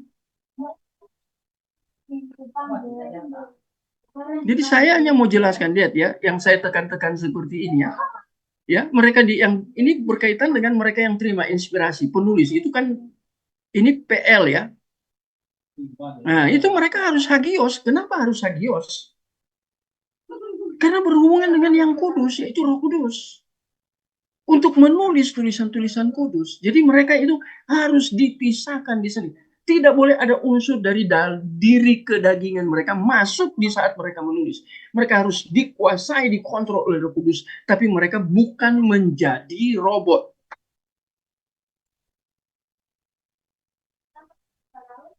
Halo, Bapak Ibu. Jadi nggak sembarang. Yang menulis itu nabi-nabi bukan sembarang orang. Mereka orang yang hagios. Ya. Dan mereka ini benar. Mereka ini orang-orang yang dibenarkan. Saya harus garis bawahi kata dibenarkan itu kata kerja. Kalau kata benar, orang benar, berarti benar dari sananya dia tidak pernah buat dosa, dia benar. Harus ada kata dibenarkan. Itulah sebabnya mereka juga dipandang layak untuk menerima upah ini. Upah itu yaitu sebagai penulis Alkitab. Sehingga mereka menjadi alat-alat Allah. Lihat ya, hanya sarana ya. Dan menyandang hikmat Sofia, hikmat. Ini bukan hikmat biasa ya. Ya, maaf ya, ada orang anti filsafat. Kata filsafat kan ini ada kata Sofia di dalam kata filsafat. Kata filsafat ya itu dari bahasa Yunani, apa dari bahasa Yunani? Kata filsafat. Siapa yang sudah pernah belajar? Saya kan sudah pernah ngajar filsafat. Oh, di STT Rai saya sudah ngajar filsafat. Oh, di apa? Ya, di STT Rai saya mengajar filsafat. Dan dua kata ya. Phileo atau baca phileo dan Sophia. Ah, ini Sophia. Phileo itu cinta, kasih, cinta persahabatan. Dan Sophia. Sophia itu artinya bijak, artinya hikmat. Nah, tapi hikmat bukan pada umumnya. Hikmat yang berasal dari dia. Karena untuk menulis. Lihat ya, hanya menjelaskan dua kata kudus dengan kata. Jadi ketika mereka tulis, mereka itu menerima hikmat dari dia. Bukan hikmat yang berasal dari diri sendiri. Kalau mau selidiki poin tentang hikmat, minimal Bapak Ibu referensinya baca ensiklopedia Alkitab masa kini. Judulnya hikmat. Nanti Bapak Ibu lihat di situ. Ya, ini masih ada di memori saya karena saya pernah membahas itu ya. Nanti Bapak Ibu lihat ada hikmat dunia, tapi ada hikmat sorga. Makanya di dalam kitab Roma itu ya, ada di kitab Roma. Kalau saya singgung tentang hikmat ya, tentang hikmat dunia dan hikmat sorga itu berbeda ya. Orang yang paling terkecil ya, yang menerima hikmat sorga, dia lebih bijaksana dari orang dunia. Itu ada di Roma. Roma pasal berapa? Nanti Bapak Ibu cari ya di Roma ya. Di Roma pasal-pasal awal. Saya kadang tahu arah Alkitabnya di kitab mana, tapi kadang lupa pasal dan ayat. Ya, jadi mau jelaskan ini. Jadi para penulis ini mereka di Roh Kudus bekerja memberikan hikmat ketika mereka menulis. Ya. Melalui hikmat itu mereka berbicara tentang penciptaan dunia. Nah, ini Theophilus punya kalimat semua ya. Jadi ini kan PL. Nah, Theophilus lagi menekankan tentang PL. Bicara tentang penciptaan dunia bersama segala sesuatu yang lain. Ya. Karena mereka juga menubuatkan. Nah, tadi kata. Nah, apa yang mereka nubuatkan? Nah, Theophilus katakan ada wabah kelaparan, ada perang. Jadi bukan yang enak-enak. Theophilus ini bukan saya ya. Tulisan Theophilus ya. Ini abad kedua. Lihat ya, Theophilus punya tulisan sampai hari ini masih ada, kita masih bisa baca. Diwariskan. Itu namanya the providence of God. Allah memelihara tulisan-tulisan dari bapak-bapak gereja. Karena tulisan itu memang kebenaran yang absolut. Walaupun tidak boleh dibandingkan dengan Alkitab ya. Tapi itu kebenaran. Ya, bagian dari kebenaran absolut. Ya, Theophilus itu kita tidak boleh absolutkan. Karena dia menulis kebenaran absolut yang diimplementasi. Hati-hati ya. Kadang kita mengabsolutkan pribadi tertentu sebagai hamba Tuhan. Nggak boleh. Kalau dia kita absolutkan, dia menjadi tuan, kurios. Kita menjadi dulos. Lihat tuh hubungan kurios dan dulos itu di dalam PB itu ya. Ada kurios pasti ada dulos. Ada Tuhan pasti ada hamba. Itu hubungan. Ada kepala pasti ada tubuh kan. Nah itu hubungan-hubungan. Yesus itu kepala gereja. Gereja itu soma, tubuhnya. Yesus itu kepala bahasa Yunani. Gereja itu soma, tubuh. Menarik tuh. Ya. Jadi dia tulis tentang wabah, kelaparan, dan perang. Mereka bukan hanya satu atau dua orang, tetapi banyak. Ya, penulisnya dalam PL. Mereka semua berbicara secara konsisten dan serasi dengan satu sama lain tentang masa lampau. PPL. Mereka beda. Musa menulis pada zaman itu, Musa berbeda dengan Ayub. Kalau kita belajar tentang siapa duluan hidup dalam dunia, Ayub apa Musa? Dengan Ayub. kita lihat urutan kitabnya ya. Ayub. Nah, Pak Ferry, Ayub ya. Jangan kita lihat, oh Ayub kan Musa lebih dulu tulis kan 5 kitab Pentateuk ya. Padahal Ayub duluan dari Musa. Abraham dengan Musa siapa duluan? Abraham. Abraham. Jadi itu kan jelas ya. Iya. Jadi kita harus sangat hati-hati di sini ya. Jadi lihat ya.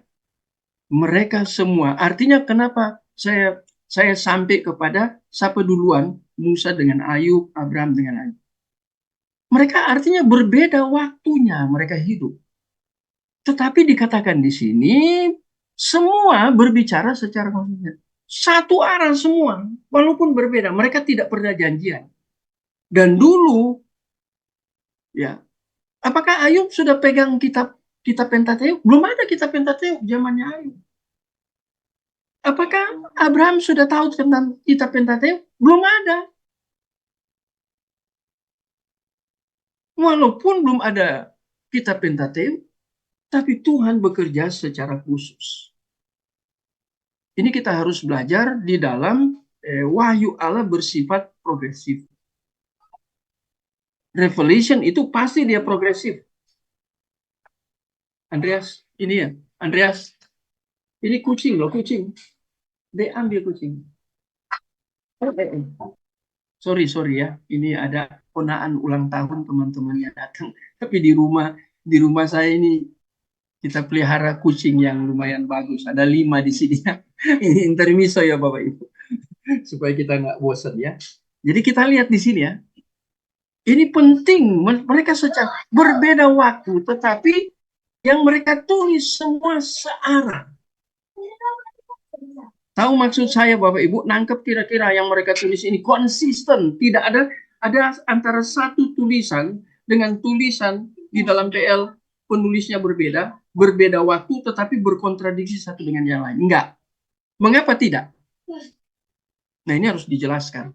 Mengapa tidak berkontradiksi? Dikatakan oleh Theophilus dari Antioquia, mereka itu semua bicara secara konsisten dan serasi dengan satu sama lain tentang masa lampau, masa sekarang, dan masa akan datang.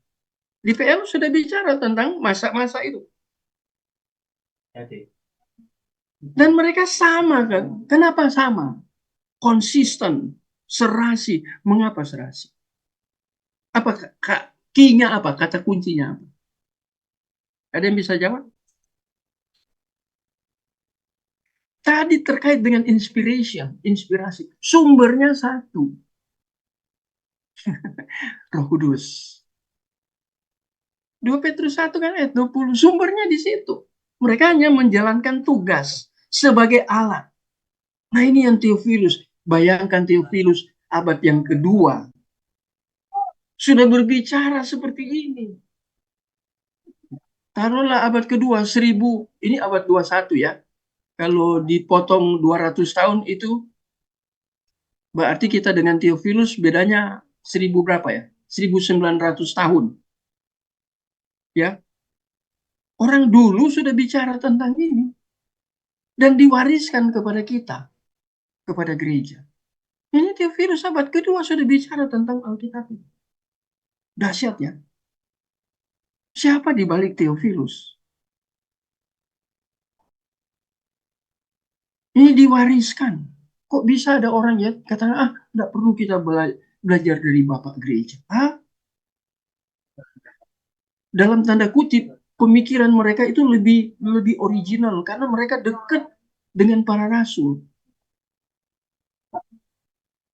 Dekat. Jadi kan masih hal yang baru sekali mereka sudah terima. Kita jauh banget loh. Lantas kita tidak mau belajar dari mereka. Ini aneh. Ada itu. Ngomong di YouTube, tidak perlu itu bapak-bapak gereja. Dalam hati saya ini orang hamba Tuhan ini katanya dosen. Punya 2 gelar doktor. Tapi kok, aduh, cara berpikirnya, mindset teologisnya kok error gitu ya. Absurd gitu ya. Nggak perlu bapak gereja. Lu ingat ya, tadi ya di atasnya, Yesus aja menghargai tulisan-tulisan di dalam PL. Itu Yesus. Rasul menghargai tulisan, Paulus menghargai. Petrus tadi 2 Petrus itu menghargai, kan dibilang kitab nabi-nabi ya, nubuat nabi-nabi. Dia hargai orang PL. Dia hargai orang yang dulu. Yesus hargai orang yang dulu penulis-penulis dalam PL. Loh kita zaman sekarang kok bisa ada hamba Tuhan yang kemudian memberi argumen berdasarkan mindsetnya. Mana perlu bapak-bapak gereja. Loh, lihat bapak gereja model Theophilus ini cara berpikirnya, mindset teologisnya begitu hebat. Ya. Dia bicara tentang konsisten satu sama lain. Walaupun mereka berbeda waktu. Karena mereka dikendalikan oleh Roh Kudus. Kata diilhamkan kembali di situ ya. Atau theoponosis. Diilhamkan. Mereka dikendalikan, sumbernya dari sini. Mereka hanya alat menulis. Dan mereka berbicara sesuatu pada waktu lampau, waktu zaman mereka itu PL. Nah sekarang saya tanya ya, karena berbicara masa lampau. Kira-kira Musa sudah hadir waktu penciptaan? Penciptaan dunia ini, Adam dan Hawa termasuk, Musa sudah ada? Belum, Pak. Kenapa Musa bisa tulis? Dari mana sumbernya? Dia belum ada. Karena revelation tadi, Pak, ya, kalau tidak salah. Nah, diinspirasikan tadi ya, Pak Ferry? Ya. Itu diinspirasikan. Roh Kudus yang membimbing Musa menulis tentang penciptaan. Kok bisa orang teologi liberal katakan itu kitab Kejadian pasal 1 sampai pasal berapa itu dikatakan itu mitos. Saya belajar itu. Teologi liberal, saya waktu kuliah dulu di S1, saya BTH dulu ya, Bachelor of Theology, kemudian lanjut ke STH. Ketika saya ada di STH, saya ketemu satu dosen yang baik dari Jerman. Dia mengajar tentang bagaimana kitab Kejadian itu, pasal 1 sampai pasal 6, dianggap itu mitos. Siapa yang menganggap mitos? Orang-orang yang ada di teologi liberal. Dan mereka punya dasar kuat. Itu Dewa Marduk, itu ya. Itu yang mereka, karena ceritanya katanya mirip-mirip. Bisa ya? Alkitab mau disamakan dengan cerita-cerita bangsa-bangsa waktu lampau itu. Mirip. Nah itu kan masa lampau. Kembali ke sini ya, masa lampau. Musa nggak ngerti. Tapi Musa dibimbing untuk tulis itu. Masa sekarang, kemudian masa yang akan datang. Sampai eskatologi.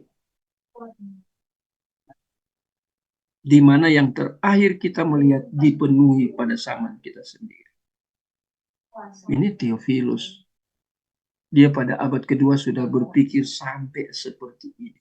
Kadang hamba Tuhan sekarang nggak mau belajar. Sehingga pikiran dia sempit. Kalau saya sudah bilang pikiran sempit, berarti hamba Tuhannya pragmatis. Jangan jadi orang pragmatis. Halo ya. Saya membaca beberapa profesor ya, menulis tentang generasi Z. Kelahiran 1997. Kata beberapa profesor dalam dunia pendidikan, dalam dunia psikologi, saya baca tulisan-tulisan mereka, bahwa yang lahir-lahir pada tahun 1997 itu mereka itu pragmatis. Kalau kita tidak bina anak-anak kita yang lahir, anak saya itu lahir tahun 1997, bulan Desember. 997 dia lahir. Jadi kami harus jaga dia, arahkan dia. Saya waktu itu gembala, dia hadir di gereja. Tapi saya bawa kepada gereja yang saya tahu juga gereja itu bagus. Dia masih sekolah minggu. Dia sekolah minggu di gereja saya gembala. Saya bawa juga sorenya ke gereja yang baik, yang saya nilai itu gereja bagus, pengajarannya bagus, untuk dia sekolah minggu di situ. Malah dia ikut namanya SIL. SIL itu sekolah Injil liburan di gereja itu. Sampai remaja. Itu anak cewek saya. Anak cewek saya sudah usia 27. Dia enggak sekolah teologi. Dia sekolah bidang hukum. Tapi dia pernah menjadi guru sekolah minggu cukup lama. Bertahun-tahun dia guru sekolah minggu. Kata anak-anak STT, karena saya ngajar satu STT ya. Anak-anak dari STT itu membantu gereja itu. Karena gereja itu mendirikan STT. Dan saya ada di situ sebagai dosen. Anak-anak bilang, Pak Moses, anak Bapak bagus kalau ngajar. Mereka yang nilai dan mereka datang ke saya. Heran ya Pak Moses, anak Bapak nggak sekolah teologi tapi kalau ngajar bagus. Saya bilang ya, mamanya yang pengaruhi dia. Karena saya dulu kan sering tinggalkan Surabaya, tinggalkan keluarga, 1 bulan di luar. Pernah hampir 2 bulan saya di luar. Jadi saya pindah dari satu kota ke kota lain. Ya, kadang ke luar negeri saya pindah satu kota ke kota lain untuk pergi ngajar, khotbah ngajar, khotbah PA. Kebanyakan saya pengkhotbah PA. Kalau saya ke Jakarta khotbahnya 4-5 kali. Saya di Surabaya biasanya 4 kali. Ya, di kota-kota besar kan gerejanya banyak, saya kadang diberi jatah khotbah 4-5 kali. Nah, ini hanya intermezzo aja ya, supaya kita tidak capek. Ini pengalaman. Jadi kita lihat. Menarik ini tidak? Ya. Ini baru Theophilus loh. Nanti kita lihat Cyril dari Yerusalem. Wah, itu menarik lagi. Kalau kita belajar cara berpikir bapak-bapak gereja ini. Wah, ini dari Antioquia. Dia bukan dari barat. Antioquia memangnya di barat. Timur. Nanti kita lihat ada juga bapak gereja dari barat.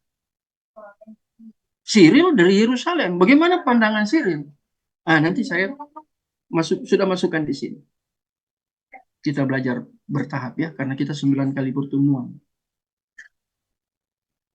Tapi tinggal berapa menit? 15. Berapa menit? 15 ya, 19:44. Ya. Ada yang tanya sampai di sini?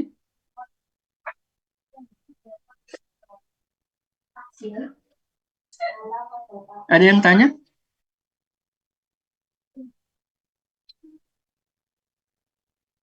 Saya lanjut ya. Lihat ya. Theophilus dari Antioquia. Sekarang kita lihat yang Bapak Gereja. Karena ini historis ya. Tuhan, dia, yaitu Allah, ada di balik dari pemikiran Theophilus. Ada di balik dari pemikiran Clement dari Alexandria. Ini kan di Afrika ya. Ya, bayangkan itu negara Afrika dulu. Ini muncul tokoh-tokoh seperti ini. Beda Afrika zaman dulu dengan Afrika zaman sekarang. Agustinus dari Hippo itu juga di Afrika. Nah, ini Clement. dari Alexandria mendeskripsikan para nabi sebagai orang-orang Ibrani yang telah digerakkan secara rohani oleh kuasa. Dia bicara tentang kuasa dan inspirasi Allah. Saya berhati-hati di sini ya kalau kuasa. Saya mau tanya, maksudnya dia, Raymond, dari Alexandria, kuasa ini kuasa apa?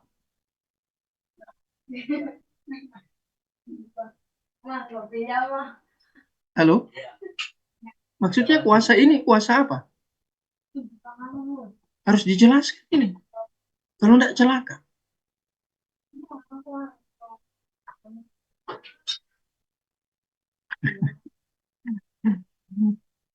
Kuasa Roh Kudus. Halo?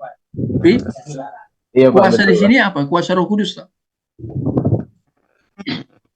Saya tanya poin yang kedua berhubungan dengan ini. Apakah Roh Kudus itu kuasa? Tidak, Pak. Tidak, Roh Kudus bukan kuasa. Roh Kudus itu pribadi Allah yang ketiga. Di dalam roh pribadi Allah itu pasti ada kuasa. Dia punya kedaulatan yang mutlak.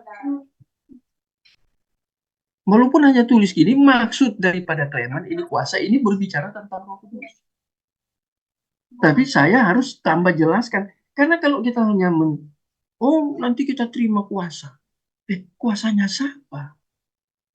Kadang di gereja itu banyak kalimat-kalimat, kata-kata yang ada di dalam area abu-abu tidak jelas. Seperti kata kuasa. Nanti kita menerima kuasa. Maksud lo menerima kuasa apa? Kuasa Roh Kudus. Nah, kemudian harus dilanjutkan itu. Jangan titik di situ, harus koma. Maksudnya, kuasa Roh Kudus. Apakah Roh Kudus itu kuasa? Enggak, Roh Kudus itu pribadi Allah yang ketiga di dalam Allah Tritunggal. Dan di dalam Allah itu, karena dia Allah, ya pasti dia punya kuasa, kedaulatan. Kalau bicara kuasa kan the sovereign of God. Allah punya kedaulatan. Dan tidak bisa dikomplain. Dan dia mandiri. Itu ada di satu buku ya, tulis tentang Allah itu mandiri. Dia tidak bisa diganggu, gugat, dikomplain oleh siapapun. Karena dia berdaulat. Menarik ini. Nah, dan kemudian Clement katakan dan inspirasi Allah. Nah, itu ya, para nabi. Ia mulai dengan Adam. Nah, lihat ya, cara berpikirnya beda kan? Dia mulai dengan Adam. Yang ia klaim telah, ini kurang satu, berbicara secara nubuat tentang Hawa. Nah, Adam bicara nubuat tentang Hawa. Dan tentang penanaman makhluk-makhluk. Nah, ini kalimat orang dulu ya. Saya pernah kemarin saya ngajar ke tentang John of Damascus itu ya. Di situ di dalam poin ketika saya ngajar John of Damascus, John dari Damaskus, itu ada poin tentang bahasa. Orang dulu, teolog dulu, bapak gereja dulu, bahasanya beda dengan kita. Bedanya jauh ribuan tahun. Bahasanya kadang mereka kayak gini kan, beda banget ya. Nah ini kata, mereka tulis gini ya. Ia mulai dengan Adam, yang ia klaim telah berbicara secara nubuat tentang Hawa dan tentang penanaman makhluk-makhluk. Apa ini ya bahasanya? Ini bahasanya Clement dari Alexandria ini. Itu abad keberapa? Bahasanya kadang beda, tapi esensinya sama. Saya dengan Pak Ferry mungkin cara saya berargumen beda, karena kan setiap manusia kan unik. Saya dengan istri saya beda. Istri saya orang pendidik juga, sudah 23 tahun jadi guru di sekolah yang sangat bagus di Surabaya, sekolah Petra. Tapi cara berbahasanya berbeda. Mungkin itu karena pengaruh temperamen dia, pengaruh temperamen saya, atau pengaruh dulu dia hidup di dalam keluarganya itu mempengaruhi. Saya hidup dengan orang tua mempengaruhi. Apalagi dia dari Jawa. Saya ada Indonesia Timur, seluruh Indonesia Timur saya. Ada darah bule juga. Kadang bahasa kan itu. Nah ini maksudnya saya mau jelaskan ini. Ini kan aneh ini ya. Dia katakan, ia mulai dengan Adam. Ini manusia pertama.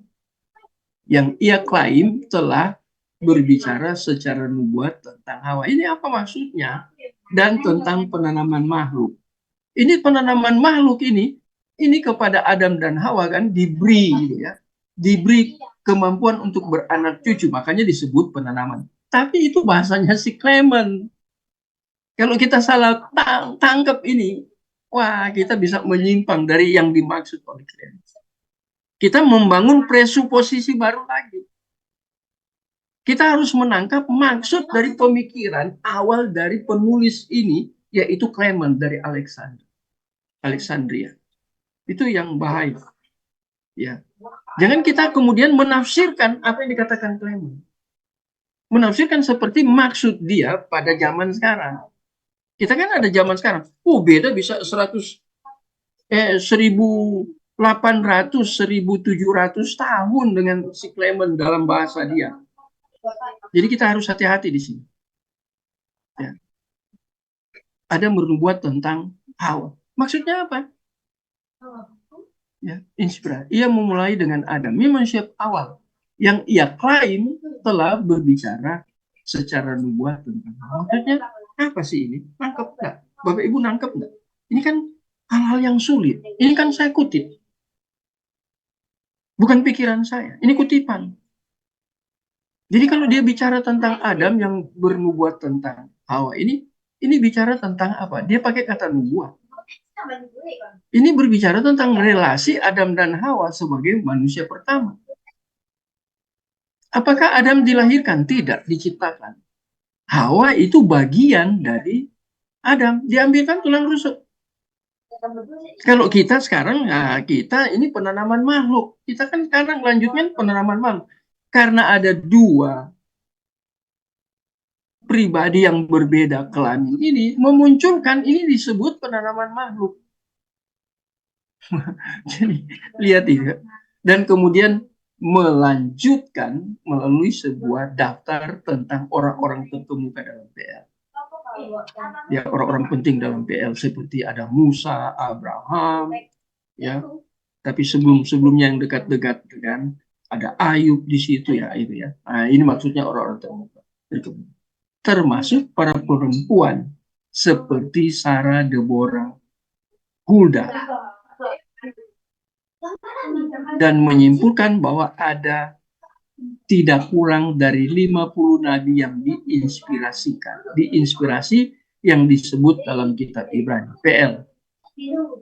Nah ini Clement yang punya konsep ini. Ya, berpikir ya. Memangnya nabinya 50?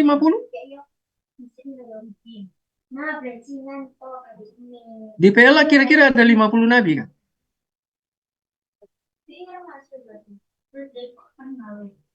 Sekarang kita harus ngerti tugas nabi itu apa? Beda, terbalik dengan tugas imam. Nabi itu mewakili Allah berbicara atas nama Allah. Kalau imam itu mewakili umat berbicara kepada Allah. Juga sampai kepada memberikan persembahan. Itu ya korban-korban. Jadi itu kan dia berdiri di antara imam. Dan imam sekarang sudah tidak ada. Karena sudah digenapi dalam imam besar, yaitu di dalam Ibrani Yesus itu imam besar. Jadi itu tadi tipe, sekarang dia antitipe. Kita harus belajar sampai ke situ. Ya.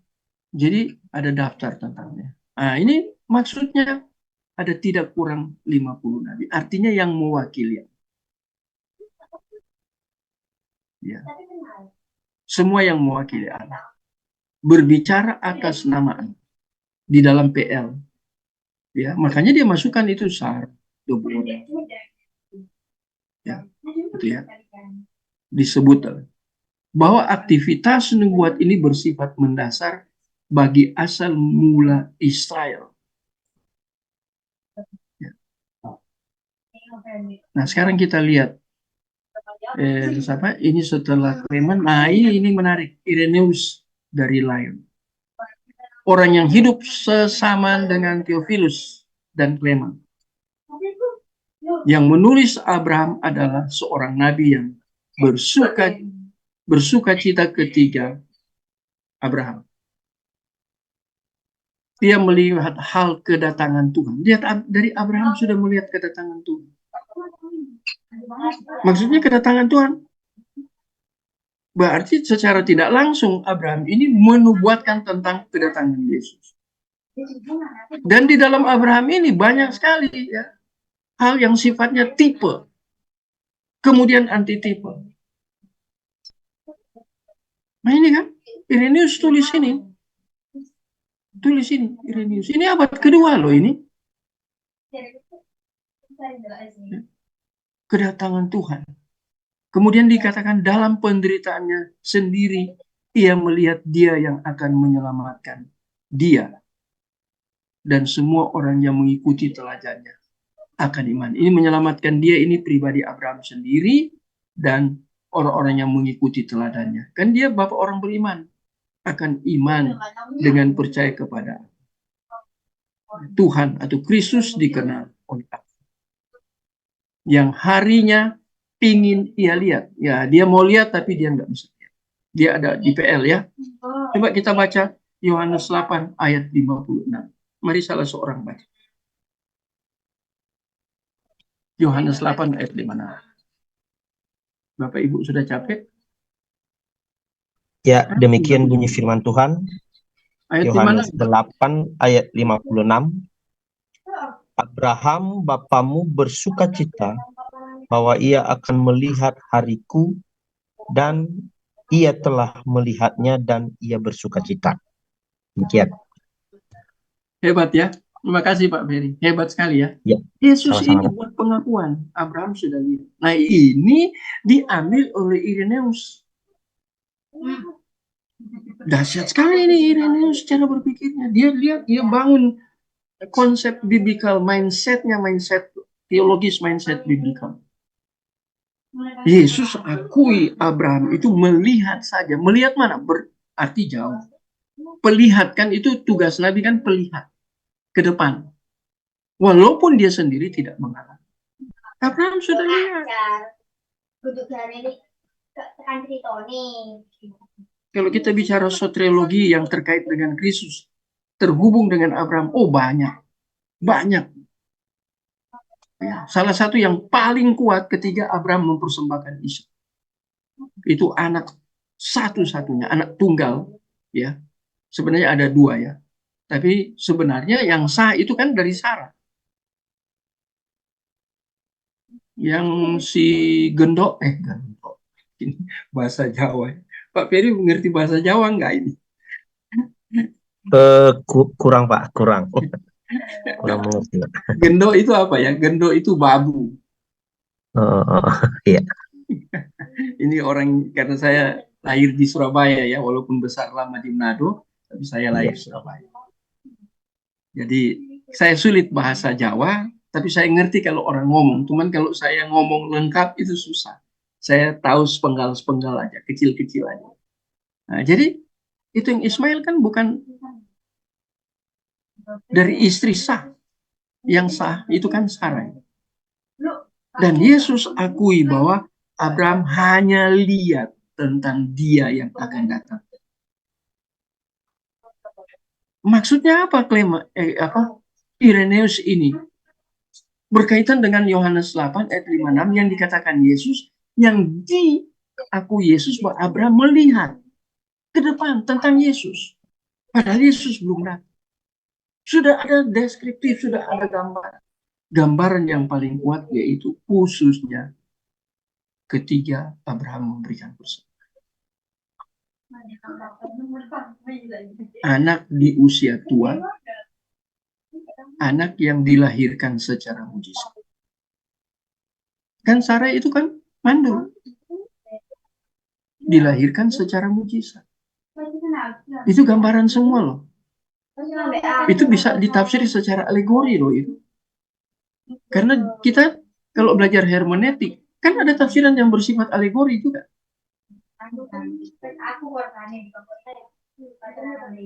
Ada tafsiran yang bersifat antitipe dan antitipe. Itu menarik kalau belajar hermeneutik sampai ke situ. Saya teruskan ya. Bapa Tuhan yang juga dikenal karena Abraham telah belajar dari firman Tuhan dan mempercayai dia. Itulah sebabnya ia diperhitungkan kepadanya sebagai kebenaran. Karena iman kepada Allah lah yang membenarkan kita. Jadi ini tentang Abraham. Jadi lihat cara Irenaeus membangun konsep tentang Alkitab. Itu caranya penekanannya berbeda. Unik ya. Makanya saya katakan tadi ya, setiap pribadi Bapak Gereja, ketika dia mau mengerti tentang bagian-bagian firman Tuhan, kadang dia menekankan sesuatu yang berbeda dengan yang lain. Tapi esensinya sama. Tidak berbeda. Esensinya tetap sama. Ini yang menarik. Ya. Di atas kita sudah lihat, sekarang kita sudah tiba di Irenaeus, ya, ada Theophanes, ada Clement, ya, ada yang di atas. Tadi yang kita lihat di atas, ya, ada Theophilus, ada Clement, ada Irenaeus, ya. Jadi kita sudah lihat. Ini cara mereka kadang ambil dari bagian-bagian firman Tuhan berbeda. Di PL. Tapi esensinya sama. Argumentasi yang mereka bangun menekankan bagian tertentu di dalam firman Tuhan. Tapi itu tidak berkontradiksi dengan Bapak Gereja yang lain. Esensinya mirip sama. Tidak boleh ada yang berkontradiksi. Oke, sudah lewat jam ya. Kita tutup aja ya. Minggu depan kita lanjut. Masih banyak. Ini 9 kali pertemuan. Mudah-mudahan saya tidak sakit. Tolong doakan. Ya, memang masih muda kayak gini. Bergaya muda. Umurnya sudah di atas 60, 62. Ya, tapi saya masih semangat. Kalau baca buku itu nggak perlu ditanya, baca referensi. Memang saya orang yang senang mulai dari STM, walaupun orang teknik, tapi saya banyak. Apalagi setelah kuliah di tempat yang bukunya banyak, sehingga saya banyak. Oke, kita sampai di sini saja karena sampai jam 8 aja ya. Kita akan tutup dalam doa dan saya minta tolong Pak Ferry tolong tutup dalam doa. Mari Pak. Baik, mari sama-sama kita berdoa. Bapa di surga, kami mengucap syukur